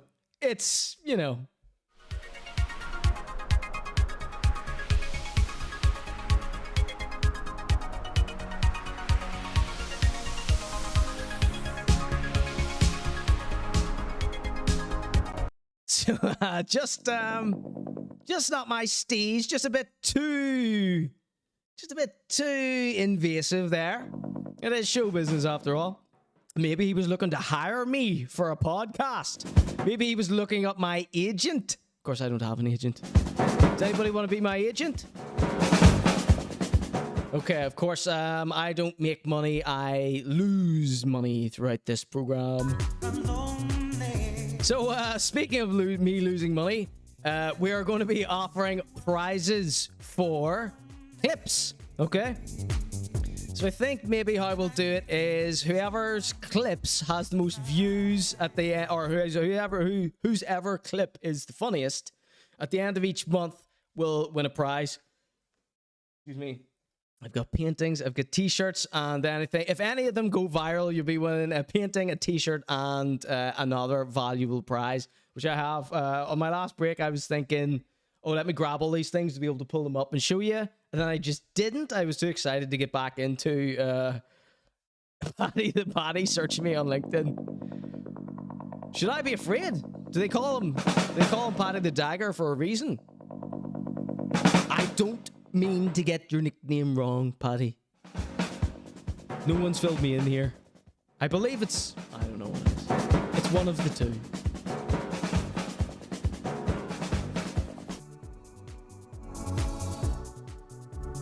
Backing away slowly from Paddy the Stabby. So, yes, I was rather hard on Shane Todd, right? And for no particular reason other than what is seen in the Shaw no. Shaw follows all these comedian podcasts. I think it's because he has a tattoo on his gentleman. What do you mean? Is that another one of his wild accusations?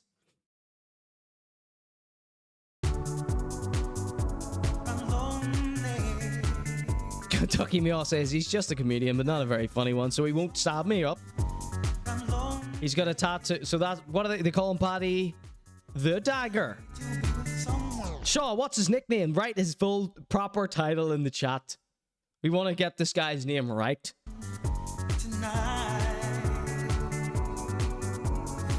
So the Shaw saying he has a tattoo on his member. You don't know his full nickname, but you know that detail. Okay. Anyway, there's no story there. I just noticed that he'd looked me up on LinkedIn.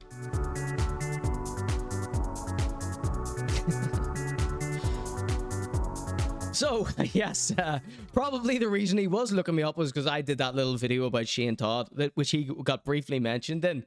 So, I gave Shane Todd another chance. I always give everyone in this show thousands of chances. It's not like he did anything. That's why the Jed and Geedy and Costa TikTok world are so rattled, because like they think my show is the news, okay? Most of the people on this show haven't done anything. Remember I was saying that earlier? Haven't really done anything to deserve being slagged off. That's why it should be easy for people to know that it's just a muck about. So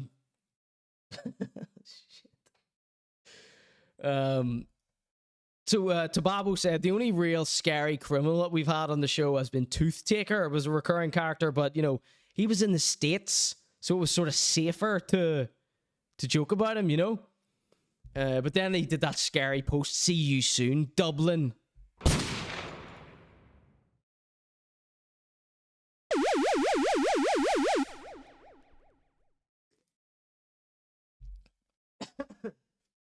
So the chat are getting very raunchy. What? It just tips over the watershed and all of a sudden you get blue? This is still a PG stream.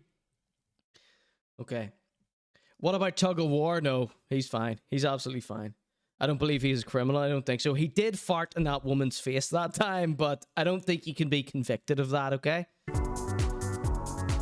Yeah, so I was very hard on Shane Todd, and I thought, let's give him another chance. I always watch people's new stuff just to give him another chance and another chance and another chance. That's what the people who sent me threats don't understand. They're like, you know, well, I've said 1,000 times, you know, if you don't want to be on the show, just ask me. We'll be offering that up to Jed later as well. And if they stick through the minor bit of slagging they get on this show, they usually become beloved by me and everyone in the chat, don't they? Anyway, so I gave Shane Todd's little program another chance, and it was a vlog he did, and it was called Belfast. Sorry, I didn't memorize it. Shane. It's called, hold on, I've got it here. Belfast to Anywhere. Let's pull this up. We're not going to play it. Don't worry, anybody. But I just wanted to show you the aesthetics of it. So it stars Shane Todd himself, biggest comedian in Belfast, if not the world, and his friend Ciaran Bartlett. Now, I woke up. I have a secret to admit to viewers of the Conor.G show. I secretly like Ciaran Bartlett. I saw him do stand-up a couple of years ago, and I was laughing my head off. Loved him.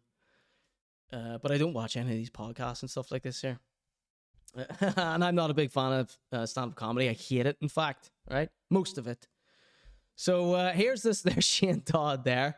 If you don't know Ciaran Bartlett, you'll see him in a second. So here's this. Belfast to Anywhere. They've gone to Brussels. And the concept is they fly to Brussels and spend the whole day there, 10, 11 hours, and then come home. They do as much as they can. So I'm going to do a little review of this. I'm going to show you a couple of seconds of it. This morning drove from Belfast to Dublin, got a 7 a.m. flight from Dublin to here. This is Belfast to Anywhere. And today... No copyright strike me for this. No, he won't. He's signed. It's Brussels! The home of Brussels sprouts and Jean-Claude So this is Ciaran Bartlett here. Van Damme. And potentially so much more. We're going to explore for one day our flight. So... Jean-Claude Van Damme. And potentially so much more. We're going to explore for one day. Our flight is at 9 o'clock tonight. We've basically got 10 hours in Brussels to see him do. 10 hours? So part of me thinks that this wasn't filmed in one day, because they do so much in 10 hours and then they just fly back home. I can barely go to the shop and back in the day. Do as much as possible. It's 28 degrees. And 28 degrees, they're making Ciaran Bartlett walk around in Brussels in 28 degrees heat. That's unfair, Shane. That is unfair. But maybe he's doing it for, you know, noble reasons. Actually, so much more. We're going to explore. How Ciaran Bartlett did not drop dead during this trip, I do not know. But fair play to you. Fair play to you. Now, here's my review. It did not enrage me. I was not furious at this. I did not curse under my breath. Nothing made me begrudge this. So it didn't enrage me, but it also didn't enthrall me. I was looking at my phone around here. Our flight is at 9 o'clock. So I Chromecasted it to the big TV, put my feet up, got a wee cup of tea. Tea with me. He stole that from me, by the way. Tonight we've basically got 10 hours in Brussels to see him do as much as possible. It's 28 degrees, so let's just seize the day. God bless Ciaran Bartlett for going through this here. Let's run around. How much is he paying you for this promo? Yeah. His lawyers were in touch and I have to do an apology. No, I'm joking. Take in cultural sites. Ciaran Bartlett's the funniest one, they're saying here. Get a tan, have a great time, and then reflect on what we've learned. Let's go, Ciaran. The day is season me. It's roasting. 28 degrees, they're having Ciaran Bartlett walk about in that. I can't believe it.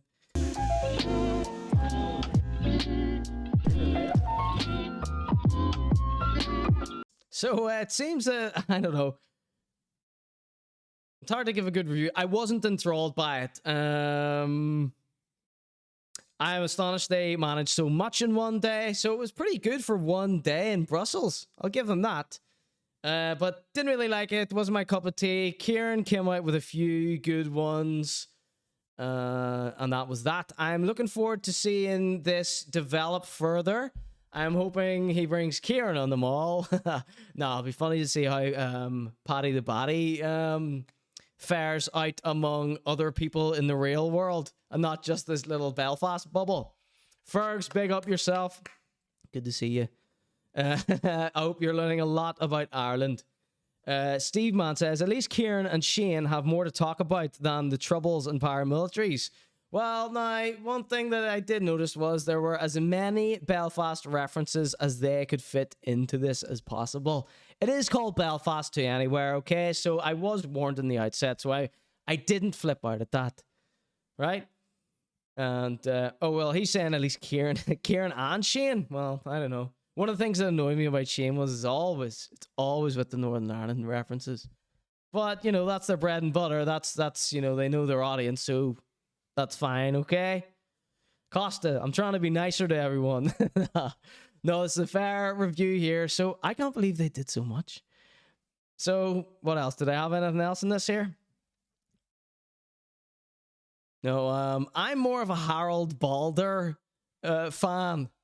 But I do hope they do more of these, and I do hope they have them all across the world, and they get into all sorts of sticky situations, and, you know, show some real moments here.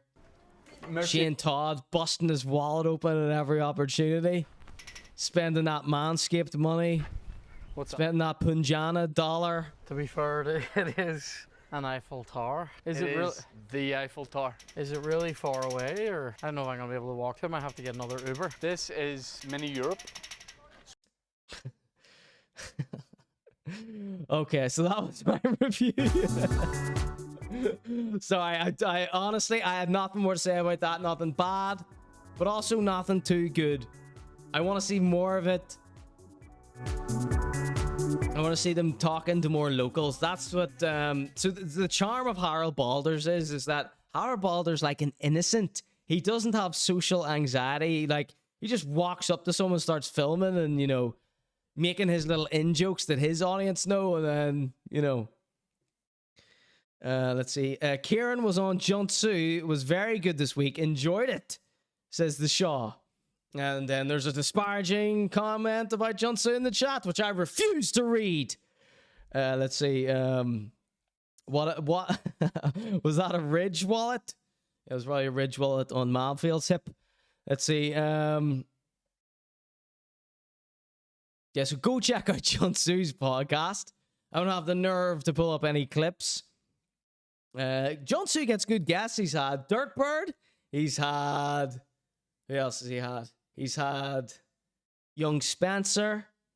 He did Kieran Bartlett here. He's had a couple of other funny ones. Let's see. There was a comedian, Leanne Toland, playing a gig with Paddy last Thursday. She was like, this can't be it. Like, the comedy in Northern Ireland can't be peaking with the people who are popular. No, they're not. We're trying to get other people promoted here. Prazskypapi, Joanne Cronin. Talking absolute shite. So of course this is still the celebrity section, okay? Now I was desperate. I was searching for, you know, some nice things to say about this. I was desperate looking for some nice things to say about this vlog, but it just didn't inspire me that much. It was the first episode, I believe, and I was so impressed with Ciaran. Actually, I thought he was going to be like a tomato. Like, I thought it was just going to be, oh, I'll see you later. I'll catch up with you later. Ciaran, that's what I thought was going to happen. What a trooper. No sarcasm, no sarcasm. Right, so we are in. This is going to take it out of me, this one. Let's have a little break. Is everybody all good?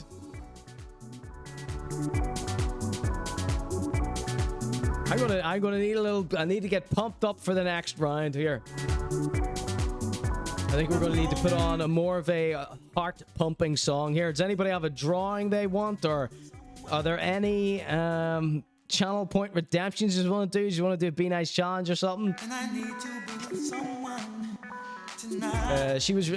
Leanne Toland was really sound and funny, and don't get me wrong, I was a big fan within 10 minutes.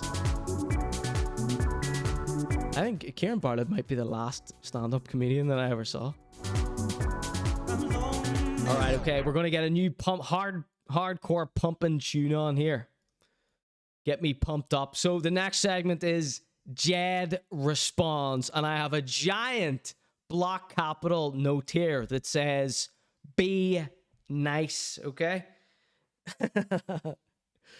These TikTokers, they hate me.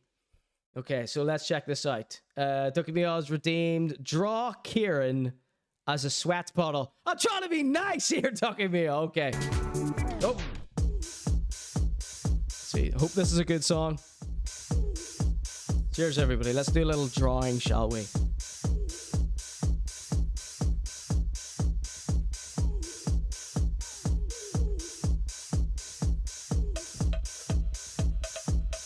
Get a nice smiley reference picture up of Ciaran Bartlett here. Nice smiley face of him.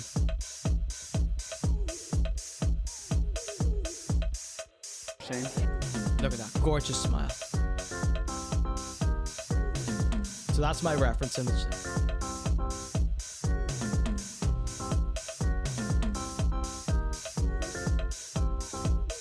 Pan cam going, Brizzy, yo. All right, this is R2 Diamond Dancer Move. R2 featuring Diamond Dancer Move Cellar Mix from Royal 15.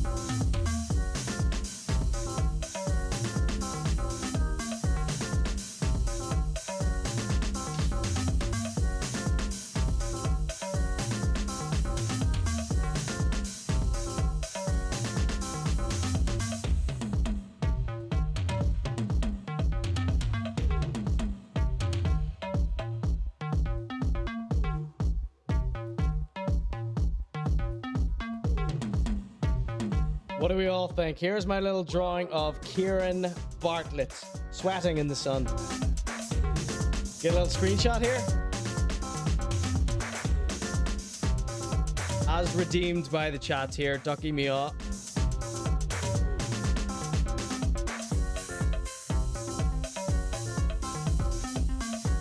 Someone grab us a screenshot.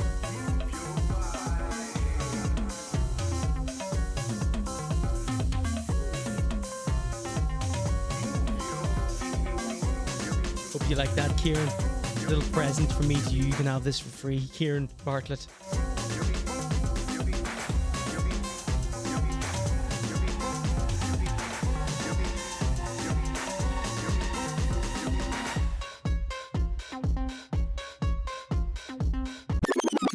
All right, everybody, coming up right now, the celebrity section continues with...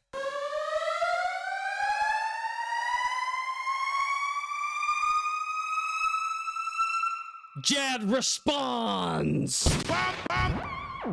Okay, and I really wish he didn't. I'm pretty sick of covering Jed and Giddy. I think if you watch Conor.G show, you know that I like to give people breaks of a few months in between them. So like like Cuchulainn. We could have Cuchulainn on every week. We could have Paul Morrissey on every week. We could have the Wheelo fella on every week. We could have Marcus O'Leary on every week. Because they post so much content. M.R, Tug of War, all of them. All the best, most funny guys that we have. I could have them on every week, but it gets stale after a while, okay? And but you know, if the news story is hot, then you want to get to it, you know, quite quite quickly, okay? So for the new people, Jed and Geedy are a couple of TikTokers from Belfast. And I've done a couple of videos about them over the last year. We did agree quite early on. I remembered this yesterday. We agreed early on that these two were much too easy to make fun of. So we sort of only maybe watched their podcast on Connor at Night, which is behind the paywall. I don't post clips on it from it really. I do actually, but you know. And we sort of just got carried away because it's so much fun to make fun of these and it's so easy too. But I give these a bollocking, right?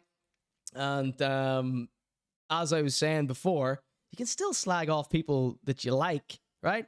These haven't really done anything wrong or bad or evil or criminal or anything like that.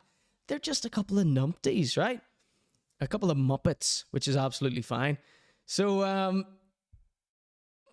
the long short of it is they were bragging about this penthouse they moved into. Now they're moving out after a very short time, and they both did big announcements, okay? So in my mind, doing a big announcement about moving into a penthouse and doing a big announcement about moving out of a penthouse, it's like the silliest thing I've ever heard of. Now, they are young, they are TikTokers, so they should be doing stuff like this, but the thing that people don't like about these is how sickening they are when they brag and boast about everything they're doing, right? And their celebrity fame comes from TikTok, and everybody knows that the numbers on TikTok are inflated, okay? So I posted a couple of videos about them on TikTok. They do quite well because TikTok's their domain. And I'm like going mental doing my usual thing. And it's a bit harder to waste a second on TikTok. So there's very few disclaimers. Very few of those. So people were terrified of the things I was saying. And so I did a couple of videos about Jed's We're Leaving the Panty video, and I was saying whatever came into my head. I was spouting off hard, right? I was spitting some absolutely mad dad type of stuff, right? And no response, right? Not that I look for a response. I don't look for responses on these here things, right? And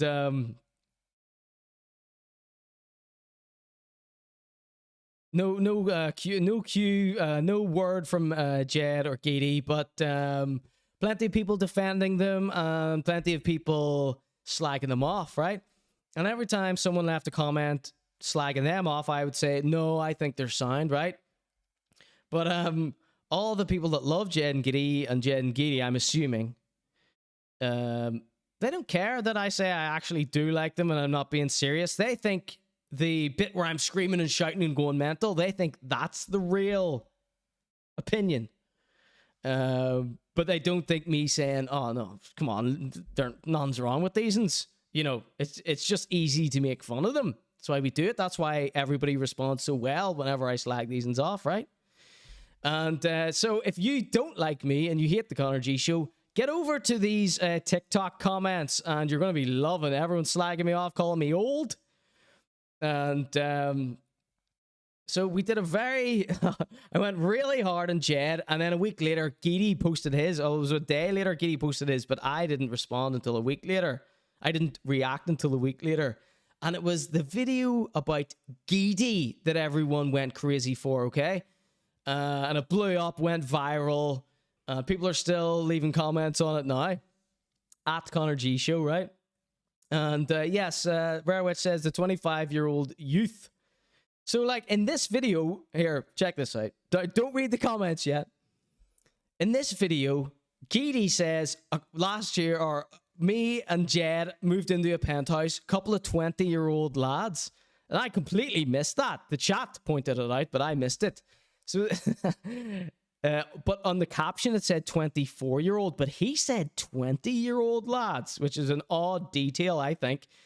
So, in this clip, when I was reacting to Geedy, at the end of it, I say, I take everything back. I actually really like Geedy. I think Geedy's the nice one.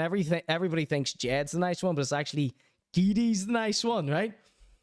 Jed wasn't bothered by me going absolutely ham on him in his clip. This is Jed here. This is Geedy here. Jed didn't care when I was going ham on his clip. He only got mad whenever I said I liked Geedy.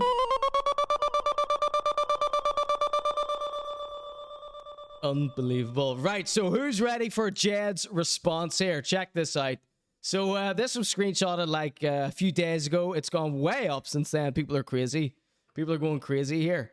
Look, it's like 700 likes or something now. Not that it matters. I believe TikTok numbers are wildly inflated. I believe it's all fake. Okay? They don't think it's all fake. That's why they think they're famous, right? That's why it's easy for me and a bunch of other people to slag them off. Because when someone boasts and brags and acts all arrogant, it's like breathing how easy it is to slag that off. So, if you missed the videos, they're on youtube.com/Conor.G. Jed replies, he says, "Don't give energy to things like this. Everyone's entitled to their opinion, but spreading misinformation like evicted and kicked out is embarrassing." 3 comments in a row. He says, it's really not hard to understand that living a lifestyle like that is not sustainable and is a massive distraction to my personal goals. He says, if your way of fulfilling your video making passion is criticizing youth, I pray you find peace and security within yourself. Wish you the best. Oh, thanks, Jed. Because I actually wish Jed and Geedy the best in this video. And said everything that I was saying about them was a performance. But they decided to disregard that part of the video and just get all mad at... I don't really know what they got mad at in this video because I was being sound in this here. So he says, don't give energy to things like this. Well, you've left 3 comments. That's enough energy. But Jed, here's what I want to say. You don't have to explain yourself to me. I was talking absolute shite. I was just making fun. That's why they call it making fun. Because we have so much fun slagging you off. Don't worry about all that shit, mate. Okay? I'm surprised they don't have the same attitude as Kaz Milligan. Because Kaz Milligan gets real hate. So some of the comments people were leaving about these ones were real hate. Okay? I only have fake hate. It's a show. It's lights and cameras. That's how you tell it's fake. Shit's balls. Sound effects. Cartoons. Cartoons. Look, we even have a cartoon. Look.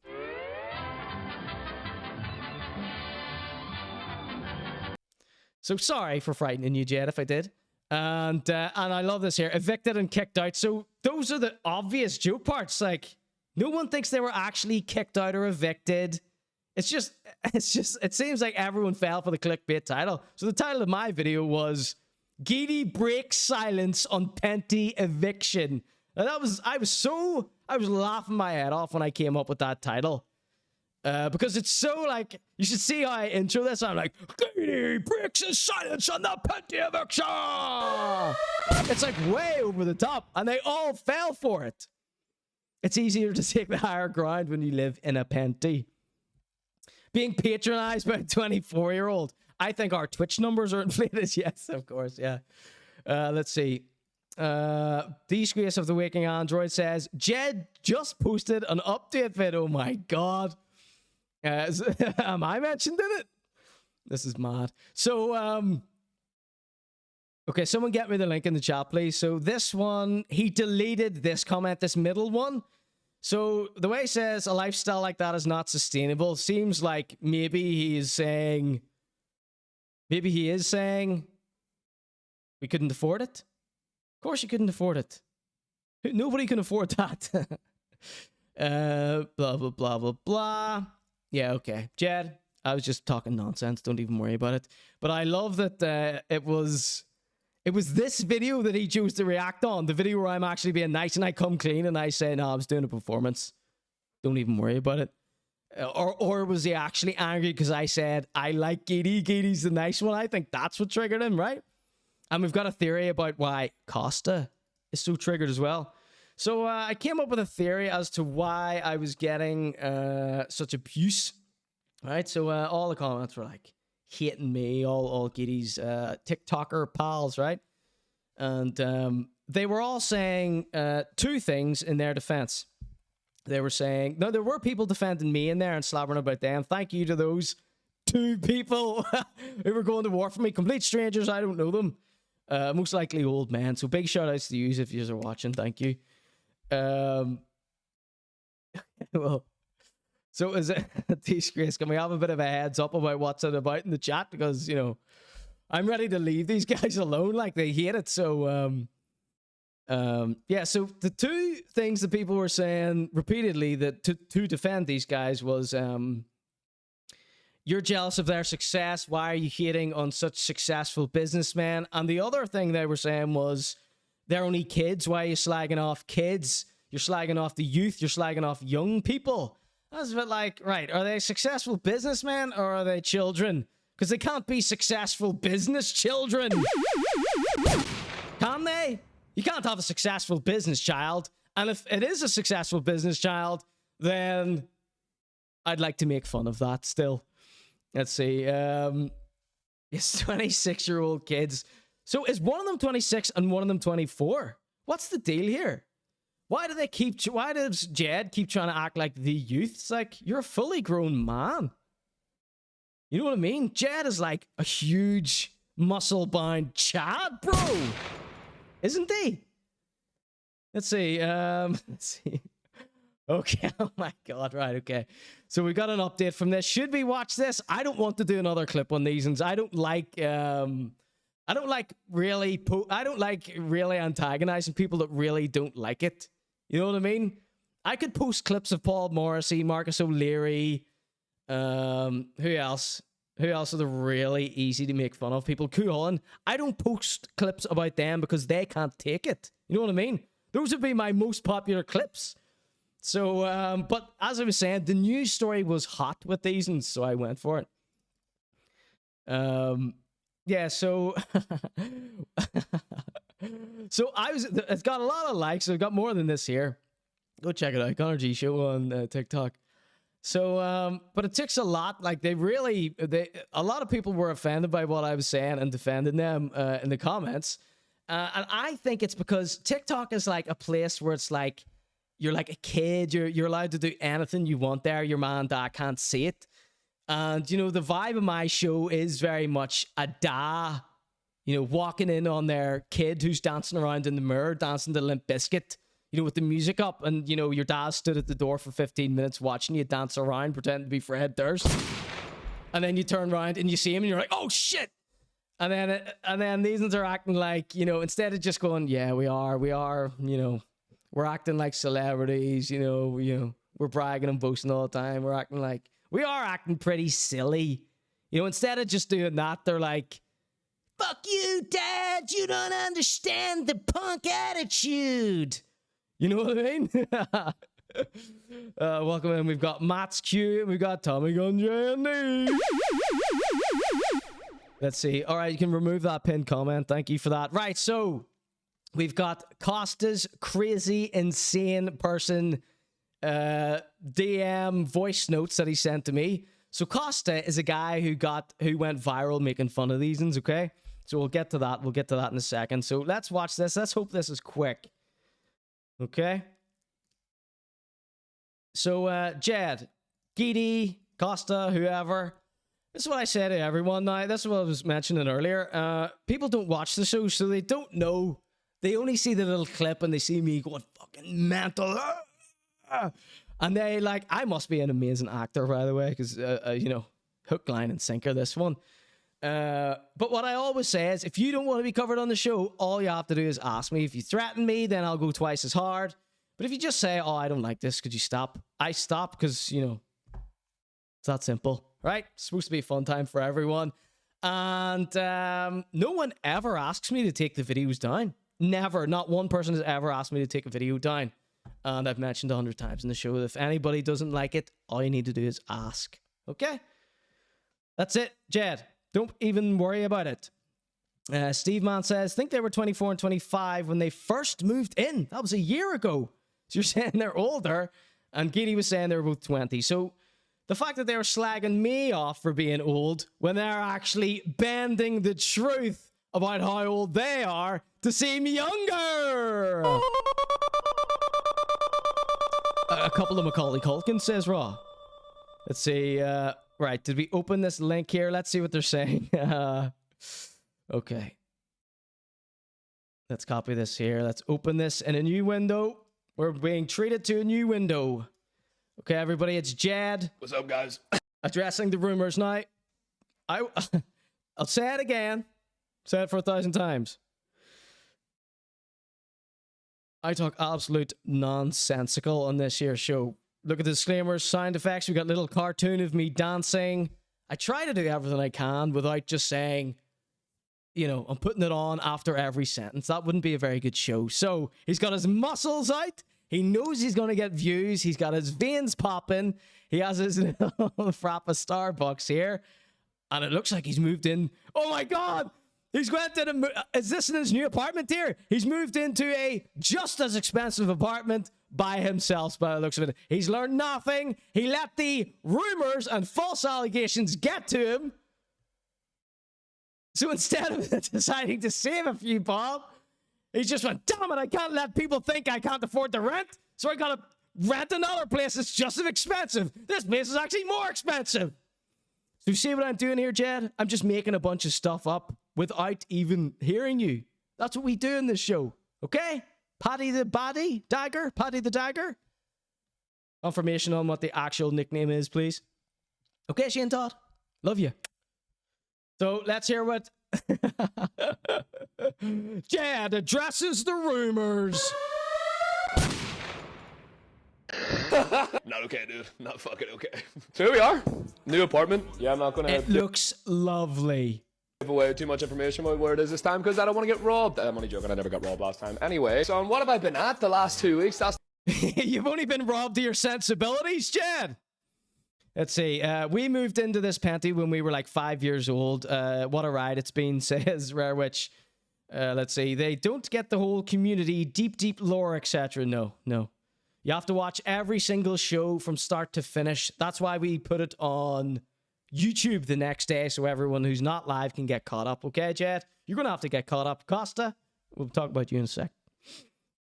I'm only here for the lore, says Ducky Meow. You have people who show up for 3 to 5 hours a week, every week for a year. These ones have people whose attention they hold for a second or two. Thank you so much for saying that, Disgrace. Thank you for dropping the disclaimer too. He's got a shirt in the women's section. He's comfortable with his sexuality. We're not slagging him off for that. This is like, okay, Rob, this is one from Rob. This is like a 21st century equivalent of yuppies. Everyone loves to hate influencers. Yes, Chad. Everybody loves to hate influencers. It's not just you. It's everyone. And you're not the youth. You're a fully grown man. They're so obnoxious, says Rob. No, we're being nice to him now. We scared him. We give him his bollock, and now we want to give him encouragement to be nice. Just don't be arrogant about it, Jed. You can be the nice one again eventually. Which says, this guy's such a gobshite. Sorry to be a hater. It's a famous artist here, Jed. Sorry. That's definitely more expensive than the Penty. All right, let's hear what he has to say. the big question everyone's been dying to ask, but everyone loves to say, I'm skint. Me and Giddy fell out. Are these rumors true? No. This is the thing as well. I'm so glad that him and Giddy didn't fall out, actually, right? Ducky Meowardine to be nice challenge, of course. Now I am being nice. I was always being nice. But of course, the chat, they're going to be so awful here. The new Saw says, should draw him in his new crib. Well, there is a channel point redemption if you would like to redeem that. Otherwise, wait your turn. Shaw. Big shout out to Shaw, featured in TikTok where he was defending Colin Geddes. That I produced, obviously. Okay, let's continue. RMSR says, ugh, not nice. This is my once a week 2-minute hate. Okay, you're allowed to do that. Let's hear what he says. Now, I never believed any of those rumors that I was spewing out there. You know. Sorry, Jed, you fell for it. What people don't understand, and the panty is a lifestyle. It was a lifestyle. It's like, okay, no, he's leaning into this. He's leaning into the thing that made everybody hate him. This is always what happens with Jed. Remember, Do you remember when he said that thing about Costa and I went mental? And then I was like, nah, I feel bad. And then we watched like 4 more seconds of the podcast and we're like, Jesus Christ, he's at it again. Oh, God. They're going to lose a fortune heating this place in the winter with those big windows. I thought we were doing the be nice was be nasty. No. Hope it's not Economy 7 again. It was a lifestyle event. It was a lifestyle. You know, you go out on a night out, you're being prominent in the social circle. By the end of the night, you got like 30, 40 random people just turning up to your gaff, looking to have a unsafe party. Other times you got like 10. This looks like, you know what this looks like? This looks like a Friday night in Ducky Mia and Rare Witch's house. To your gaff, looking to have a party. Other times you got like tens of people in your DMs asking can they come, and that stuff is so fucking draining. So that's kind of one of the biggest reasons why I decided to leave. And now okay, I'm not saying nothing. I'm doing the Be Nice challenge here. I actually feel like I can be settled in and enjoy my time. So, okay. I mean, I'd like to say Jed had every right to say these things, okay?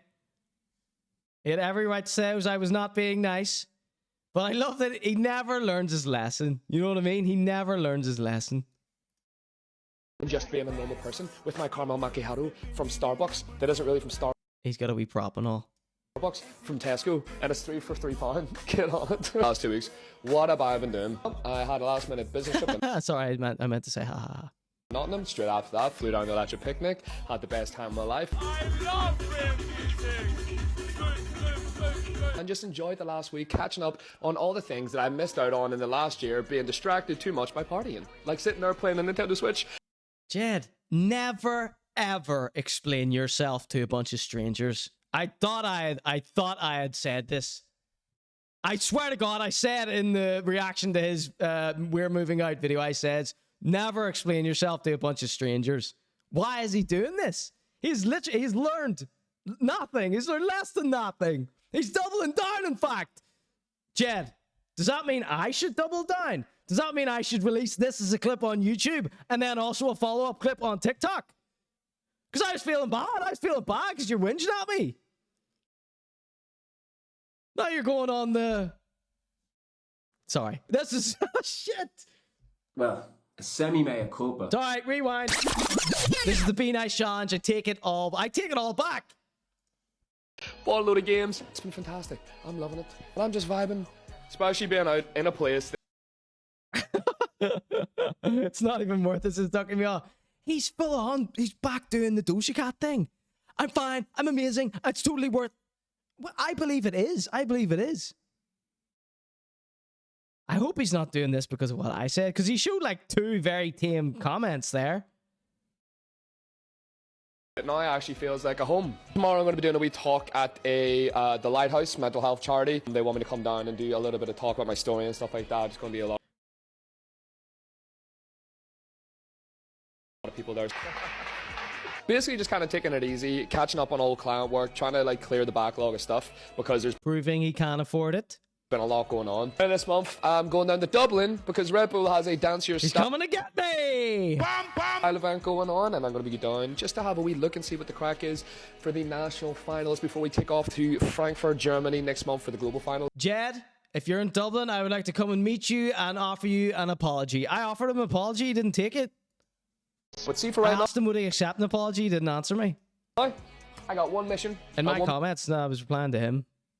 Mission only, and that is to dance my wee bum cheeks off. That's salsa in Revolution to Cuba. Yeah,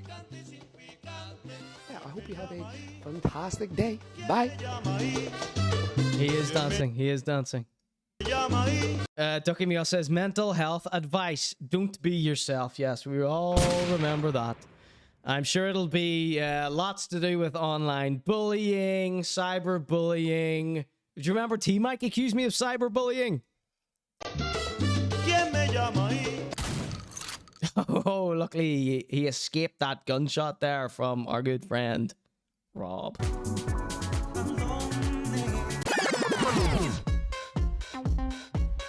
So we are not done with the celebrity section yet. Thank you for that little update there. So yeah, I thought of something. I was thinking, yeah, so everyone gets away with what they do on TikTok, right? No old man peeking, and you know, your dad doesn't catch you dancing around in front of the mirror. And I, you know, I can't remember if it was the day I thought of this theory, but you know how these algorithms work. You think of something and then it pops up in your timeline. So here's my little analogy for what me being on TikTok is like. This, imagine this is Jed and Giddy right here. Kylie's My insides, cannabis I feed them, Granger believing. Yeah, because that's where my team is. Blue P Grammy, I run with the team now. There's me. That's me posting to TikTok. This is all the little celebrities on TikTok who think we need a life update every time they tie their shoe. I'm sounding really old, aren't they? Yeah, because that's where my team is. Blue P Grammy, I run with the team now. So this is me walking in on them doing their little TikToks. That's why we got so many reactions from TikTokers, right? We got a few little girl influencers sticking in for Geedies. I think they believe I think they call them Geedlets or something like that. Geedlets. But it's like, yeah, yous are on here acting crazy, you know what I mean? So like, I don't think that's sort of like I love this colliding of worlds, you know what I mean? It was the same whenever I started slagging off the little rappers. It's like, you know, they've done so much convincing in their own minds that what they're doing, no, it's not cringe, it's not stupid, it's not arrogant, you know, it's not vain. They've spent so much time convincing themselves that they're not the issue. Whenever someone comes in and points out every single thing they're doing that's cringe and vain, that it just unravels in their brains. So you can see that. Go read those comments. Conor.G show on TikTok. You're going to love it. And if you hate me, you're also going to love it, okay?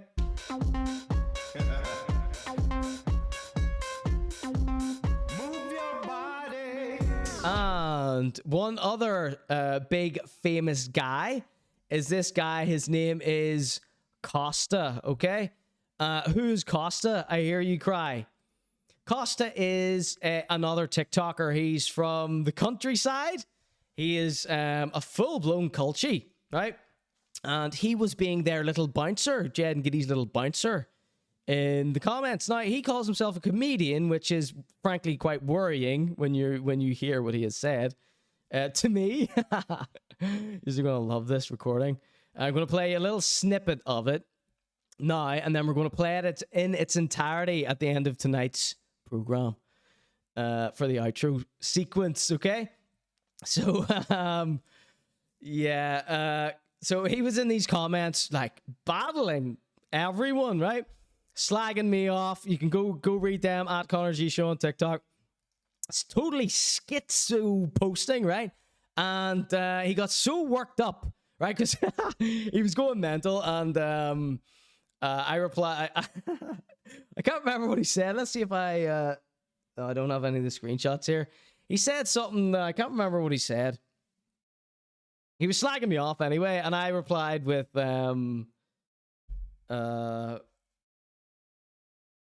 I made a joke. For some reason, he spazzed out at me, right? Because I made a joke. He got... Sorry, this is so stupid. Oh, this is so stupid. I like to acknowledge that. I love that this whole thing is over a penthouse, right? A penthouse apartment in the Oval Tower that these wee lads have called the Penty. I love that this is how stupid this is. Oh, God. Pretty fast and loose with calling himself a comedian, says Steve Man. Come meet Ian, says Derail Train of Thought. Thank you, welcome in.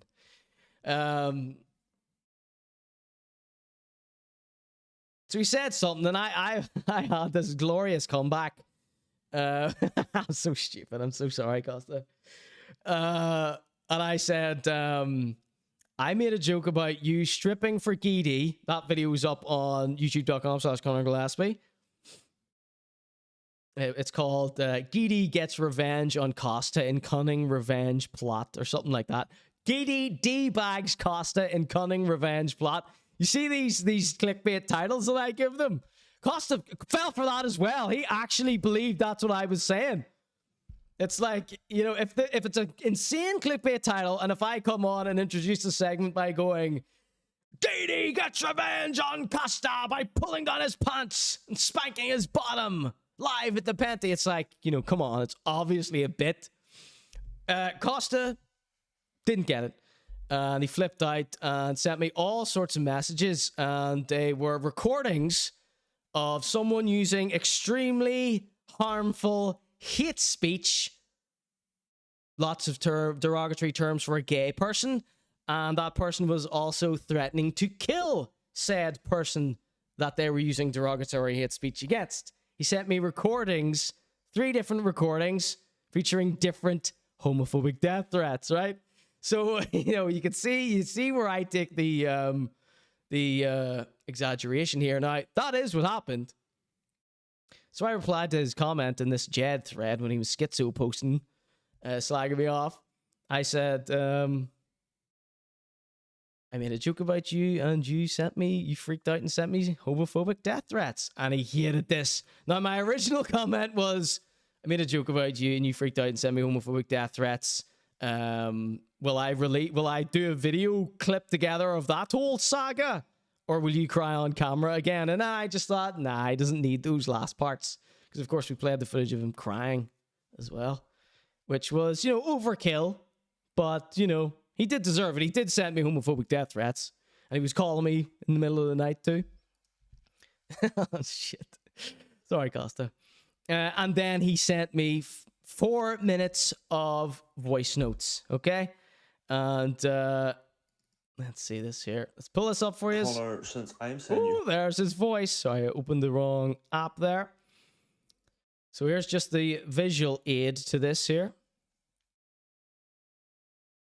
This here. There we go. Costa sent me the voice notes. Now, I saw these. I listened to them. I recorded them. Look at that. 4 minutes and 1 second.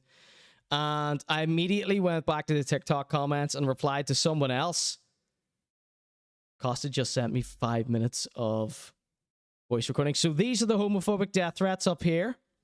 We played some of them on the show. I didn't play the bad ones because I want to protect Costa, right? These are the new ones, right? So he saw the comment I left telling this other guy that he left me 5 minutes of, you know, ramblings. And Costa saw that and went back and deleted him. He deleted him. So let's hear a few seconds of this here. Let's see. Costa Meltdown Audio 1. I call this. Connor, since I'm sending you homophobic death threats, I'm sending you homophobic death threats, which I'm sending you homophobic death threats, I'm sending you homophobic death threats, I'm sending you homophobic death threats, I'm sending you homophobic death threats, yeah, I know you are. Which aren't even me speaking. This is the first time I've ever spoke to you. You have consistently posted, I don't know for how long, I've seen you for ages now, and you actually edit your videos, and they look professional standard. So stick around for the end of the show. I will be playing the full 4 minutes of Costa Schizo voice notes that he sent me in my DMs, and then deleted when I told someone what he had done. Recorded in a slurry tank. No, I added that reverb. I am making it more scary. Hold on, let's check this out. Check this out.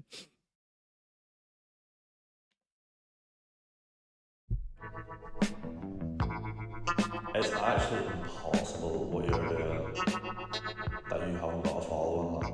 And that is just, you know what I mean, posting consistently, well-edited videos, and you haven't got a following that. And you've been posting way longer than I have. You're not getting the full thing now. We've got too much to get through. You can get it at the end of the show. It's 4 minutes long. Come on.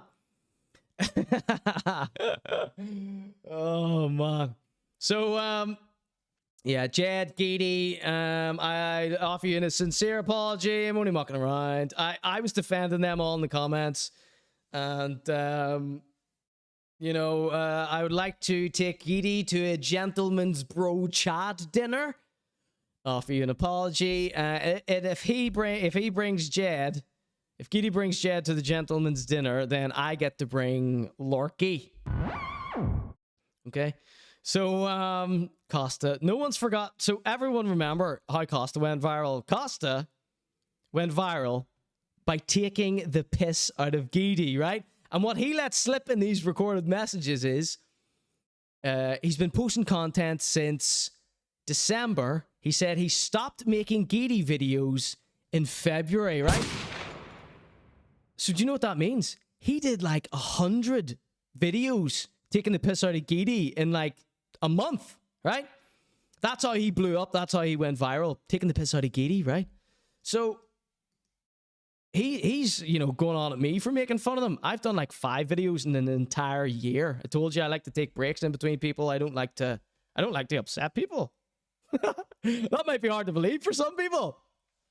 But so it sounds to me, right? This whole voice recording sent to me by him, he's mostly talking about viewers, followers, right? He's obsessed with them. He's reciting numbers, all his numbers. He's bragging, boasting about them, right? And the only reason he's angry at me is because I'm now getting all the Jed and Giddy piss take clout, likes, and follows. And he's missing out on them. His bread and butter, that's how he got known, from taking the piss out of them.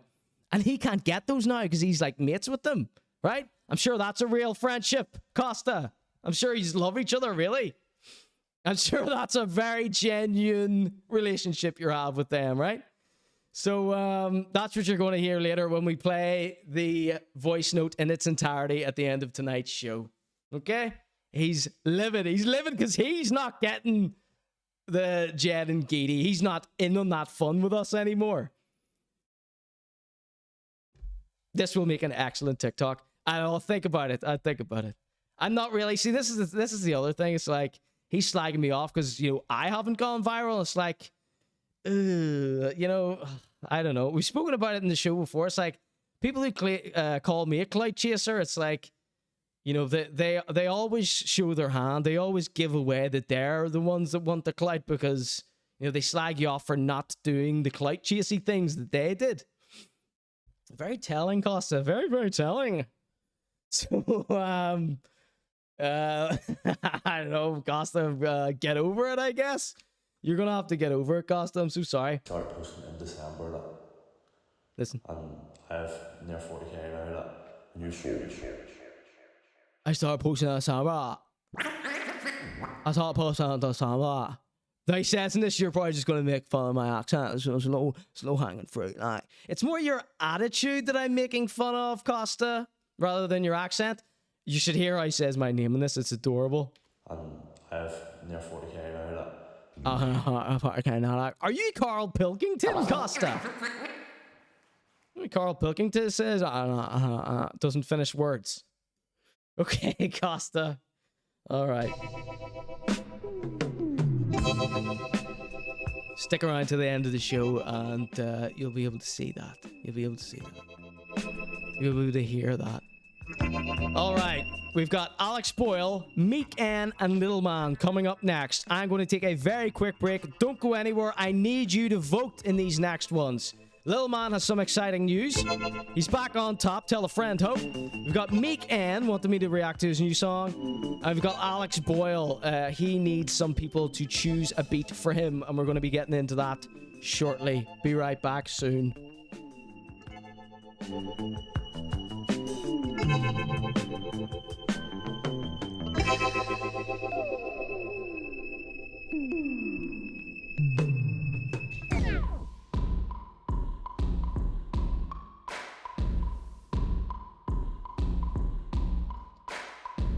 Boiling.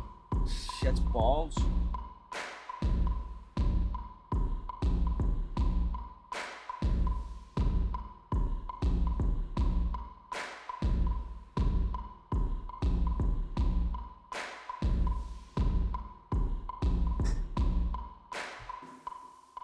This is the Conor Gillespie Apology Hour. Stay tuned for more apologies. Woman in funky rhythmic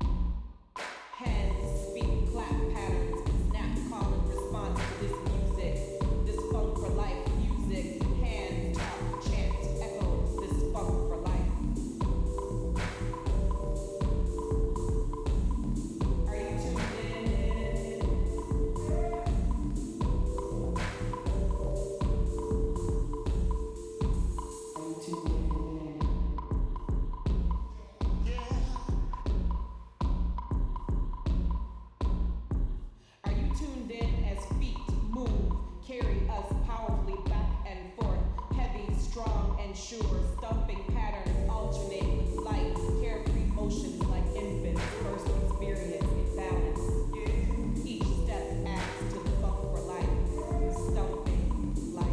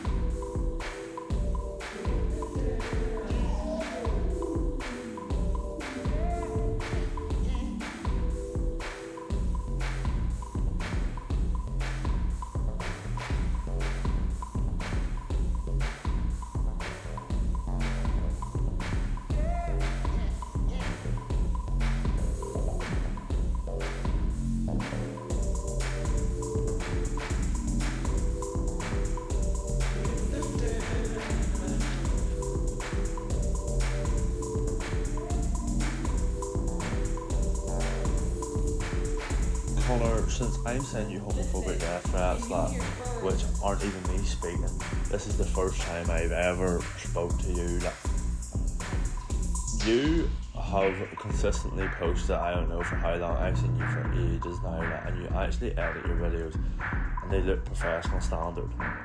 It's actually impossible what you're doing that you haven't got a following, like. And that is just, you know what I mean, posting consistently well edited videos and you haven't got a following, like, and you've been posting way longer than I have. Like, I started posting in December, like, and I have near 40k now, like, and you fuck all. That's the testament that your content is clean, fuck, shite.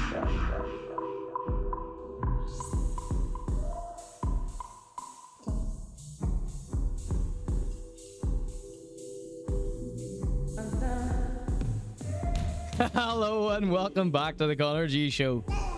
Well, this song took a scary turn, didn't it?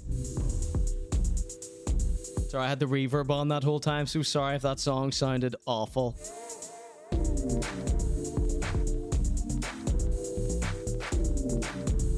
D-Scray says this is a really good capture of how warped the younger minds are. Yeah, some of the people that were defending me in the comments of that TikTok, they were calling Costa warped. Is Costa even young? He looks like he could be late 30s himself. Yeah, I think he is. I think he is quite young, because I mean, leaving a message like that, you gotta be young and dumb if you're gonna leave something like that. Ambassing says, "Hey, Skylo."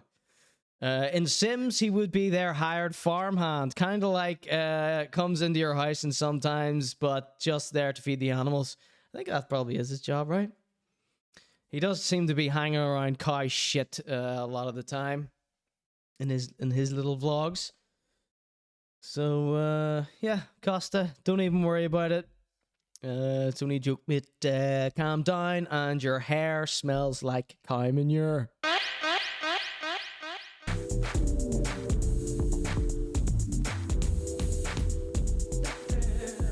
All right, ladies and gentlemen, this is the Conor.G show.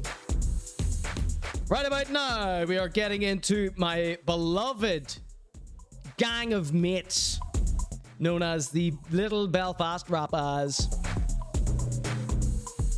So we've got Alex Boyle, Meek, and LITTLEMAN. So Alex Boyle and LITTLEMAN, day ones of the Conor.G show. But this Meek and guy, he's a new friend, okay?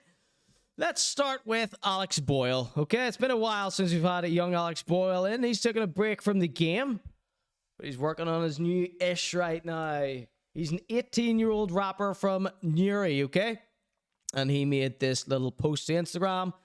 And he wants people to choose a beat for him, right? He wants to get everyone's opinion on the beat. And I think we can provide a little focus group for him. Of course, that is the name of my chat here. It's the focus group. A Skylo says, Costa hangs around in Craigie Flats. Right, okay. What's he doing there? He's a countryman. Let's see. You could exhibit that in a gallery. Says where, which? The Costa vocal? All right, you're going to hear that in its entirety at the end of tonight's show. But we have to talk about my favorite little guys, my rappers, my Belfast rappers, although Alex is from Newry, okay? So we're going to be a little focus group for him. Let's hear these beats he's done. Now, word of warning, these are all Kanye type beats. And not current Kanye. These are Jesus is Lord. What was that? Was that what the album was called? Jesus is King, the album. This is that era Kanye type beat, okay? Check it out.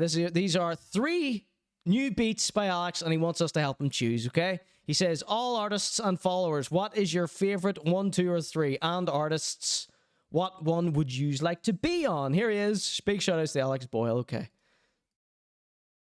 That was ticking in my heart. I was led astray. I was led astray. You were the clock that was ticking in my heart. I was led astray. I was led astray. You were the clock that was ticking in my heart. I was led astray. I was led astray. You were the clock that was ticking in my heart. I was led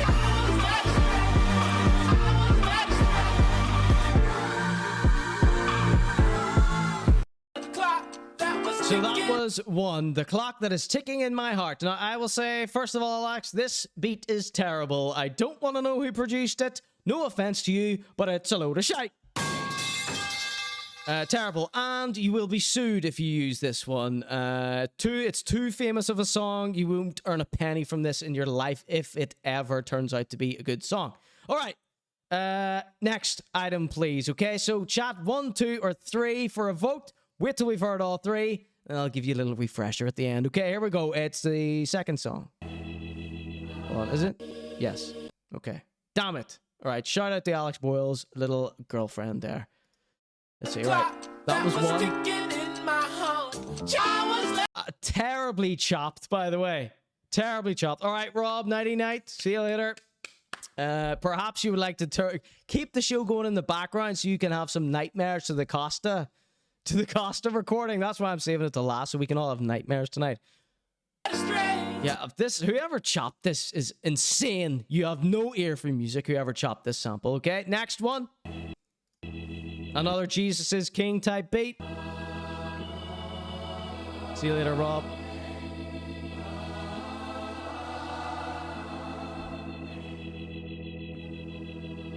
Maybe Alex has found the Lord.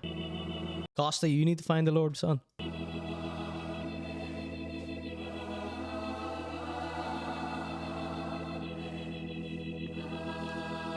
Big intros and all of these.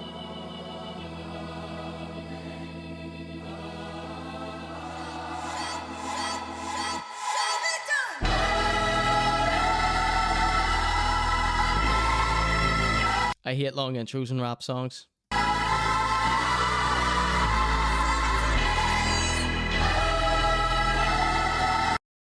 Okay, so that was number 2. Here's number 3.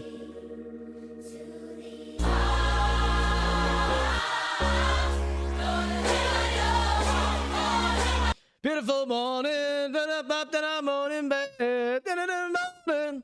Come on.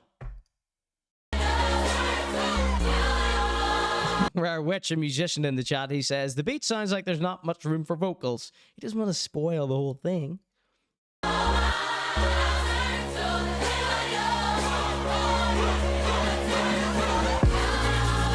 Beautiful morning.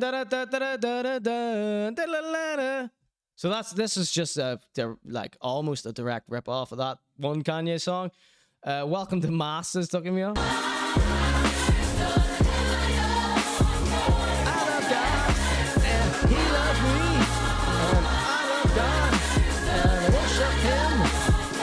So great, and I pray to him and I bow to him and sing him a song. It's called a psalm. Okay, ladies and gentlemen of the chat, 1, 2, or 3. 1 is unlistenable, 2 is unlistenable, 3, I like that Kanye song. Well, it's just by process of elimination. I'm voting for 3. Get your votes in the chat right now. Which beat should Alex use? And if you're a musician, which of these beats would you jump on? That is the question posed to you by young Alex Boyle. Let's give him a little bit of feedback here. 3 is the least shite, but they all belong in the bin. God, that's why he's doing a focus group. That's why he needs us, or a focus group, you know.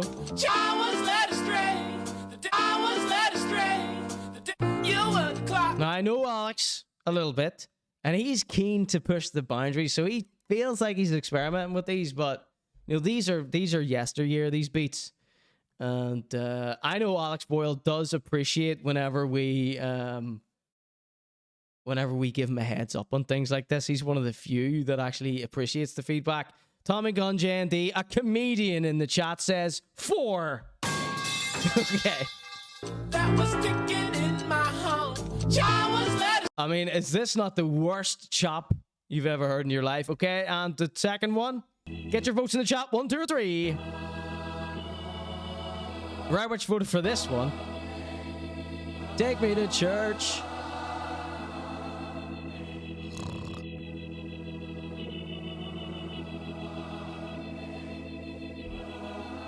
Acapella, says Tommy Gunn. No, there's an organ in the background, stupid. They are all a bit muck, sorry, says Ducky Mia. I don't get the church vibe. Maybe he has done a Joey Booch style Lord flip. Conversion. What do you call it? Conversion.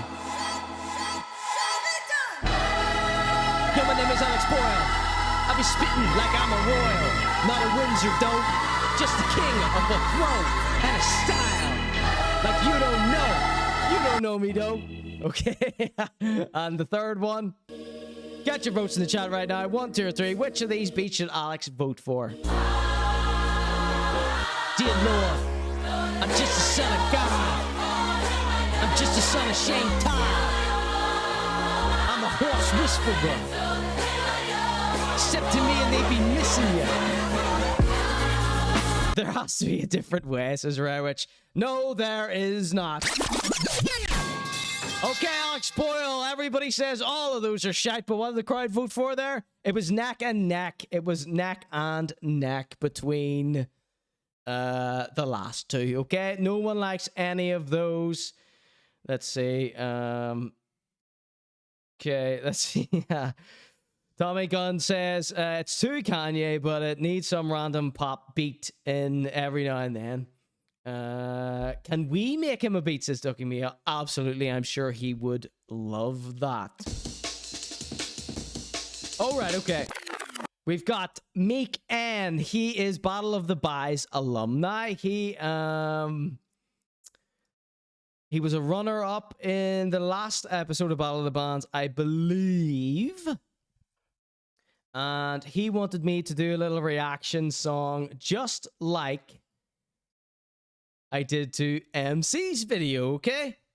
So, all right, I thought about it. I says, yeah, we got time for this tonight, probably.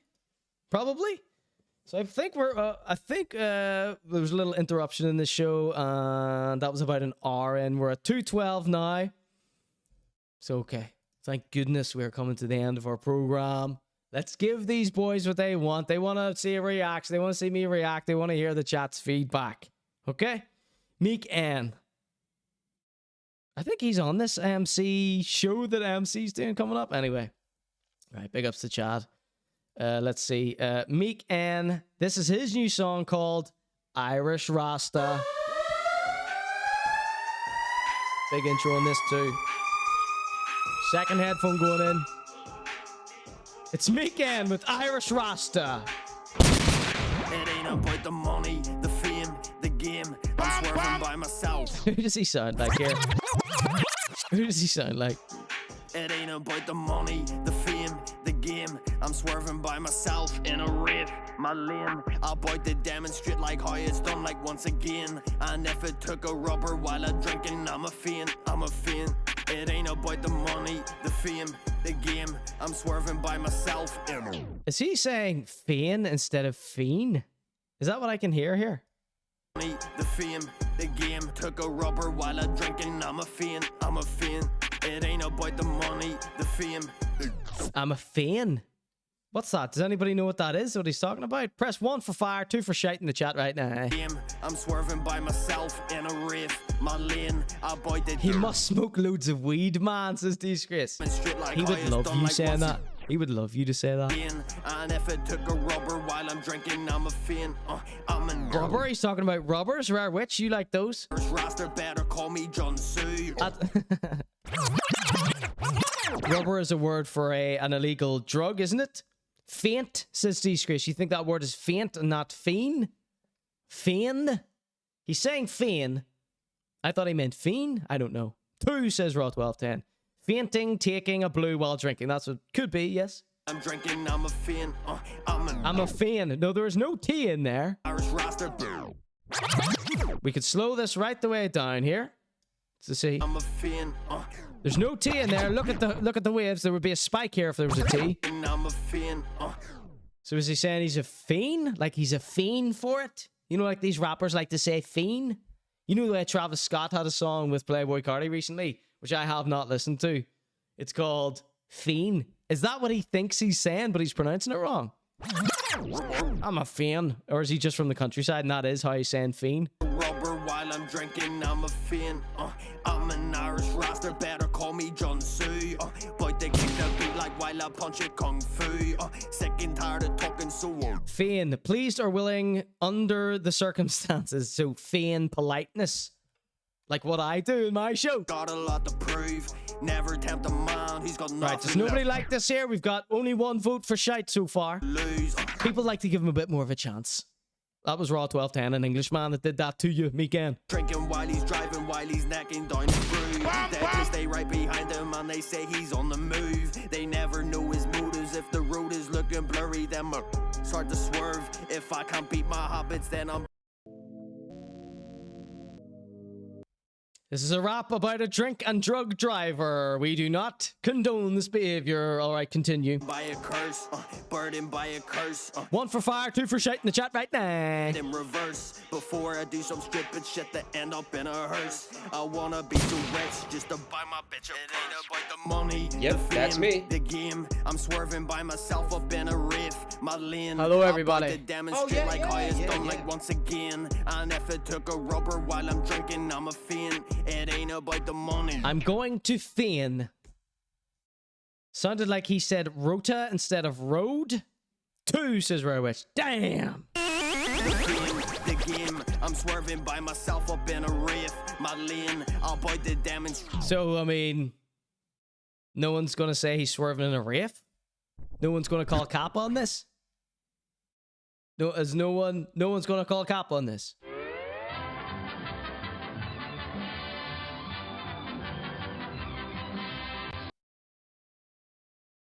Like how it's done, like once again. And if it took a rubber while I'm drinking, I'm a fiend. I'm a fiend.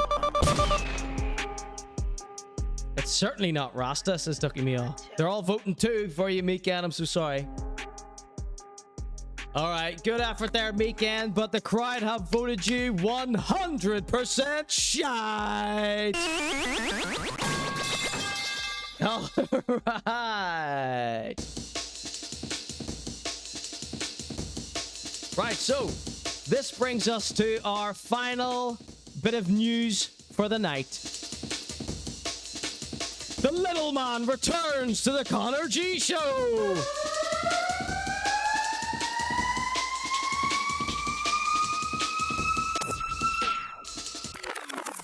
Do a big dramatic backspin for him there.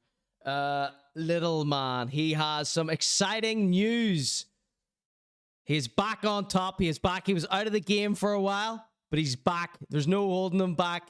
He's on to bigger and better things. He's loving life right now, okay? So here we go. He says, he posted this to Instagram. He says, hello, this is a letter sent to him. It says, hello, Sam. That's little man's name. He says, thank you for applying to The Voice UK. Congratulations. You have been selected to attend a virtual audition on Thursday, the 14th of September. Stage A, day 4. Excuse me. Time, 3 o'clock, session 8. Topic, The Voice UK 2024 A-Room auditions. The A-Room, ladies and gentlemen. Well done, little man. Little man, I believe, was born to be on The Voice. I think they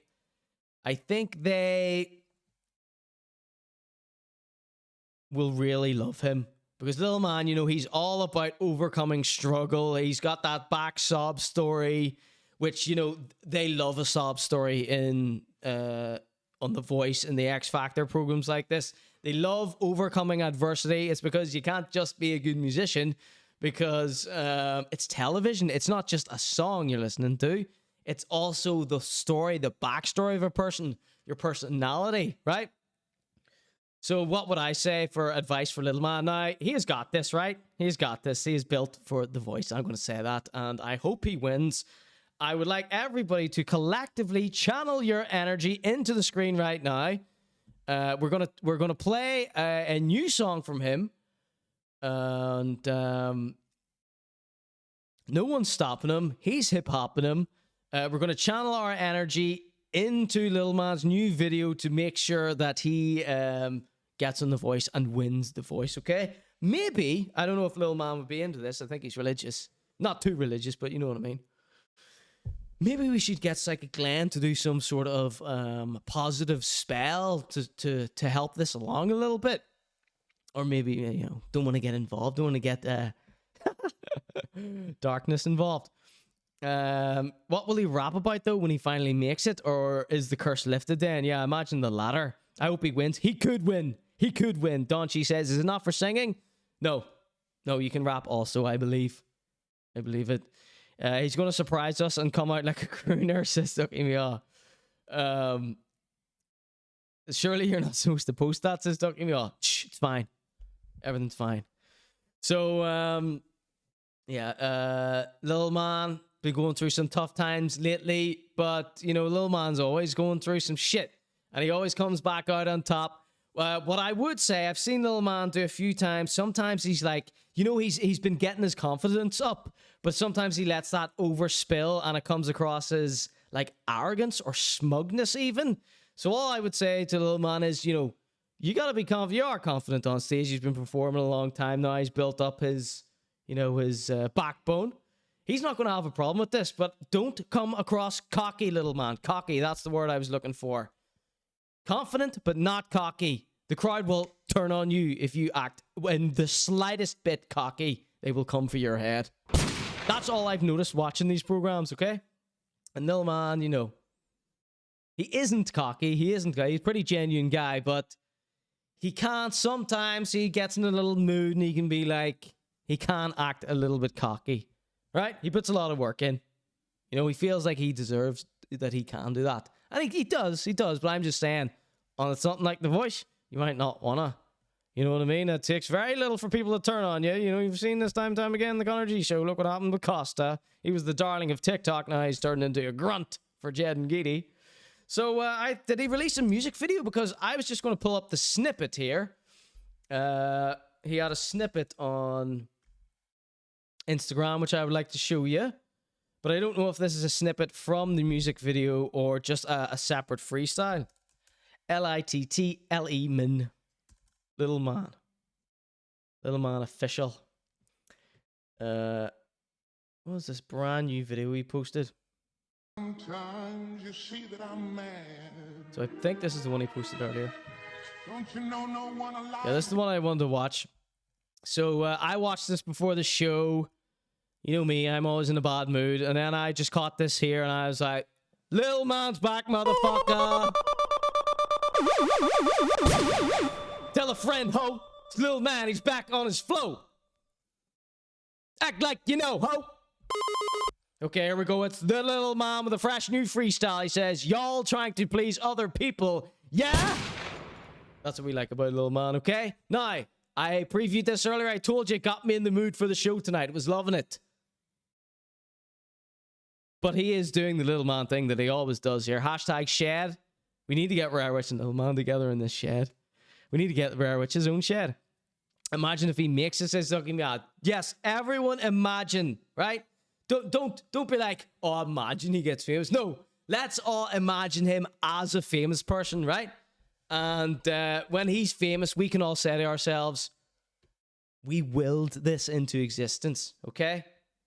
Now, he has sheer determination, but let's help him with our will, okay? Tommy Gunn says, we all should all remember Glenn from Gordon Ramsay's Food Stars. Wait. You got the reference? No. Let's see. The producers will love it, says Steve Man.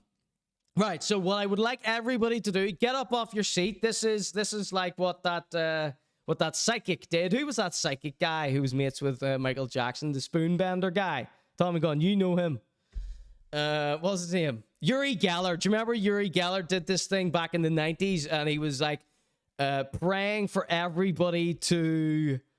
He was praying for everybody... Not praying. He was channeling everyone's energy to like win the lottery or something like that. That's what I want you to do now. We've done this before. We channeled energy before, and that was for Kick Mearney. He was having a baby, and we all put our collective well wishes into the screen onto Kick Mearney. And I believe, from what I've seen on Instagram, that worked. That man's living his best life. He's in love. He's got a lovely family, and he stays winning. I would like us all to do this for Little Man right now. Everyone, I assume you have Chromecasted this to the big TV. Up off your seat, touch the TV, touch the laptop. Let's force our might, our will of joy and success to Little Man. He is going to be on The Voice. All right, everybody, we can do this. Come on, Little Man. Little Man, new freestyle. Here we go, it's Little Man. He's got this cool shot, cool effects. Might be doing it with effects. Let him cook. He's got 3D glasses on. He's got a bucket hat on. He's looking cool. He's back. You're trying to please other people, yeah, that's never a good mood. You're trying to please others that don't even fucking know you. How can you do things for other people so they can just know you? You should be trying to please yourself so you can never be misunderstood. Buy expensive clothes just to gain you a better look, that when it hits the end of the paycheck, you're scraping the boot for loose chains, that when them loose chains hang from the hooks around your neck, you've no brain in your coop. You're a slave. I've been through the dirt that many times, I'm finally clean. I've been through hell so many times, there's many ways that you can get between the surf and the place they call hell. But would you please stop doing the bad things that ruin good people's dreams? So I'm sure that is my audio that's clipping out there, Little Man. Let's see. Let's see. What have we posted here? Sorry, the chat are talking about something. I don't know what it is. I know what the hell they're going on about. People hurt people, that's the truth of the scene. Work people, hurt people. Big shout outs to Red Bar. Constantly be good people with good names. How can they actually be when most people are hurting people from hurting others? My G. So I would like to dedicate this song to Jed. I want you to study the lyrics of this, Jed. Learn from Little Man. Don't be explaining yourself to strangers online. Costa, take a back seat. A pond, yeah, with a face on big. I'm facing the sea, yeah. It feels like we're being told off. Little Man's back. Yes, he's telling you off. He's telling everyone off. He's not taking it anymore.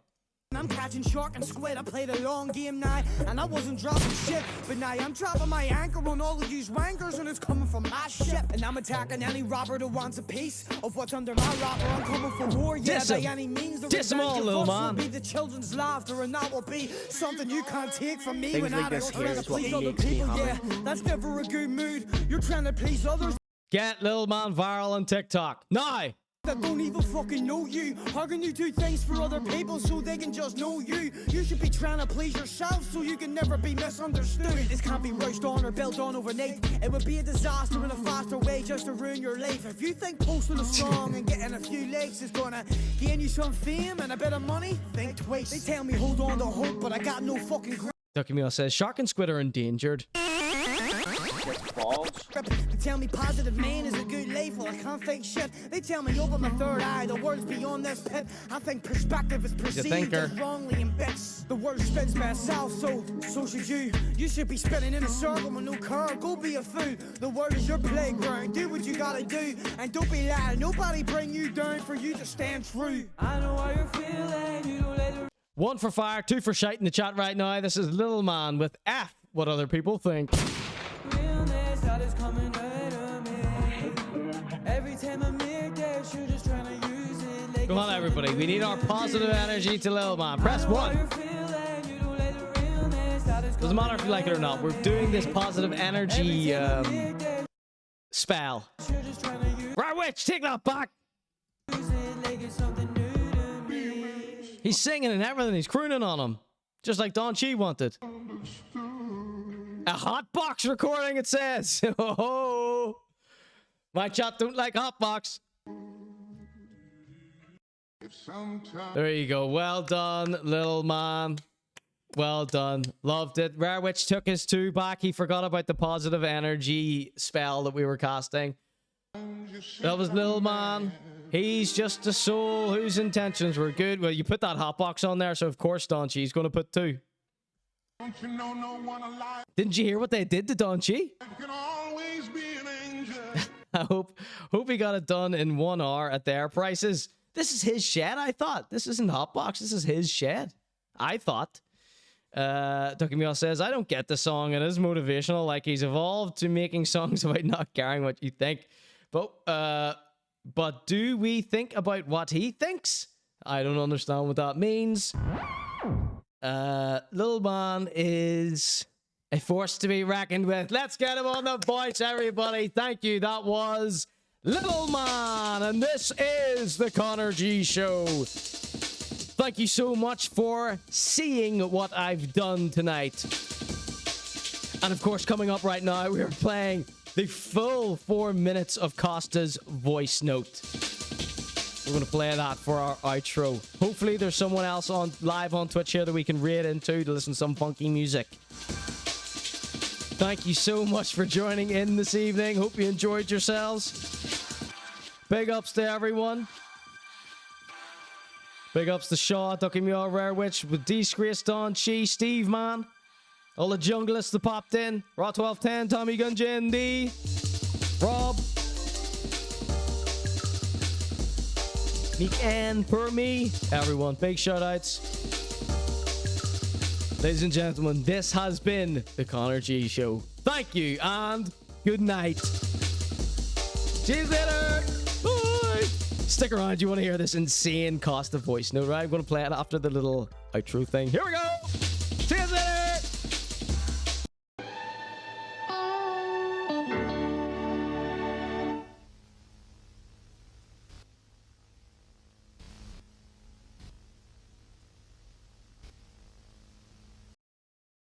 Conor, since I'm sending you homophobic death threats, which aren't even me speaking, this is the first time I've ever spoke to you. You have consistently posted, I don't know for how long, I've seen you for ages now, and you actually edit your videos, and they look professional standard. And they look professional standard. And they look professional standard. And they look professional standard. And they look professional standard. It's actually impossible what you're doing that you haven't got a following. And that is just, you know what I mean, posting consistently well-edited videos and you haven't got a following. And you've been posting way longer than I have. I started posting in December. And I have near 40k now. And you fuck. I've near 40k now. Near 40k now. 40k now. 40k. 40k. 40k now. Near 40k now. Near 40k now. and you fuck all, that's a testament that your content is clean fucking shite. I'm not, like, that's it, yeah, you just have to smell the roses, and you're probably just going to see this and mock my accent, which is like so innovative, and that's why you have no followers, or you're such followers. If you literally just made videos and just talk about anything that isn't just you completely like mocking people's accents and just repeating what they said in a different accent, which is what they said, like mocking people's accents, mocking people's accents, mocking people's accents, mocking people's accents, mocking people's accents, and just repeating what they said in a different accent, which is just like the lowest form of anything comedic, then you'd have a following, but you don't, because you're shite. You're shite. That's it. You might think you're good with like your like 6 concurrent viewers like who are like, you're fucking funny, Conor, like, oh my god, but that you're fucking funny, Conor, like, oh my god, who are like, you're fucking funny, Conor, you're fucking funny, Conor, like, oh my god, but that's not real life and that's not real world. If you want to make anything good, and I know you do, you might sit and say, oh I don't, but look at the thousands of pounds of equipment you have, like, you would love to be masking for that. So just be better at it. Make different content and don't just fucking slabber about young fellas who aren't even that big in the first place. Who aren't even that big in the first place. Aren't even that big in the first place. Who aren't even that big in the first place. Who aren't even that big in the first place.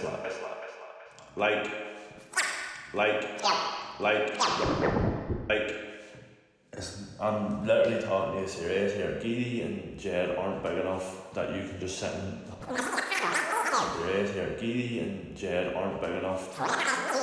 Giddy and Jed aren't big enough.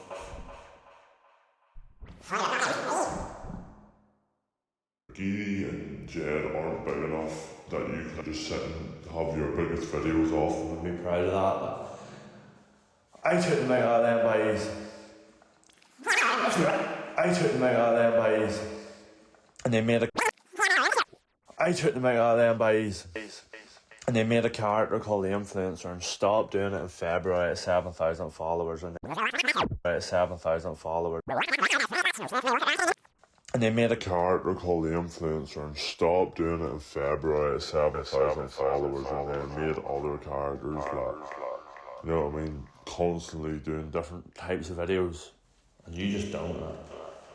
I'm trying to be dead on here and help you, like, but you're like, the fucking fact that all your comments are sticking up for Jay and Giddy, like, and most of the disclaimers are like, I don't like them, but you are doing what you're doing here. You are, like, and I still think some of your videos are funny. Don't think some of your videos are funny. Think some of your videos are funny. Think some of your videos are funny. Your videos are funny. Your videos are funny. Your videos are funny. Your videos are funny. Oh, I'm not sure. Nobody else does. Nobody fucking sees them. You know what I mean? You need to fucking change something up because it's not working. Like, don't sit here and homophobic death threats. Like, not even me speaking. Homophobic death threats. Homophobic death threats. Homophobic death threats. Not even me speaking. That was clearly about a fucking crack, but sure. B. That was clearly about a fucking crack, but sure. B. Yeah. Speaking. That was clearly about a fucking crack. Clearly about a fucking crack, but clearly about a fucking crack. It was clearly about a fucking crack, but sure. Be your up. Speaking, it was clearly about a fucking crack, but sure. Be your clearly about a fucking crack, but sure. Be your. And like, if you want to put this on the show, I don't care. You're probably talking about it for about 57 minutes. Like, you're able to stretch everything out, like, but I'm not. Like you be able to stretch everything out, like, but. I'm not gonna sit here and go to the buzzwords of like you're near 40 with children and all that, or everybody else does it like. And you're, you know what I mean, that's lowest hanging fruit.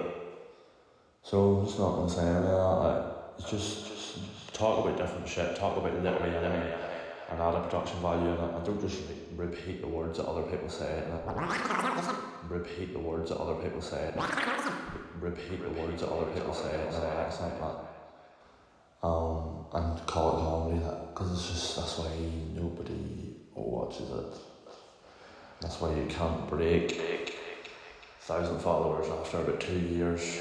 And if you talk about this for long enough, you might break 300 views on the whole overall show, and that'll be a success for you.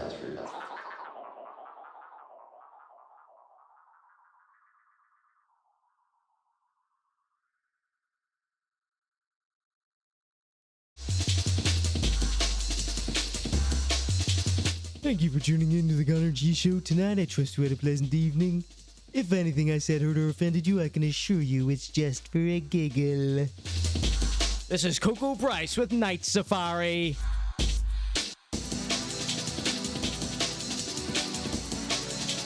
Let's see who's on here to rate in.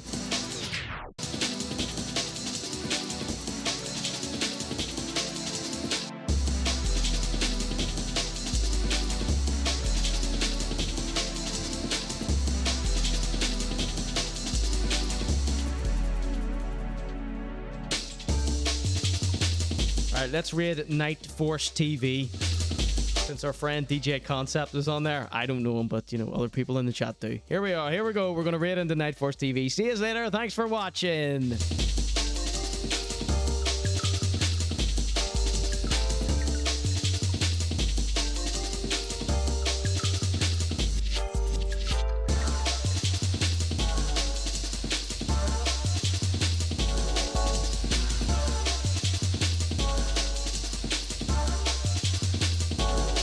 I think it's just ended actually. Right, we're rating DJ high level.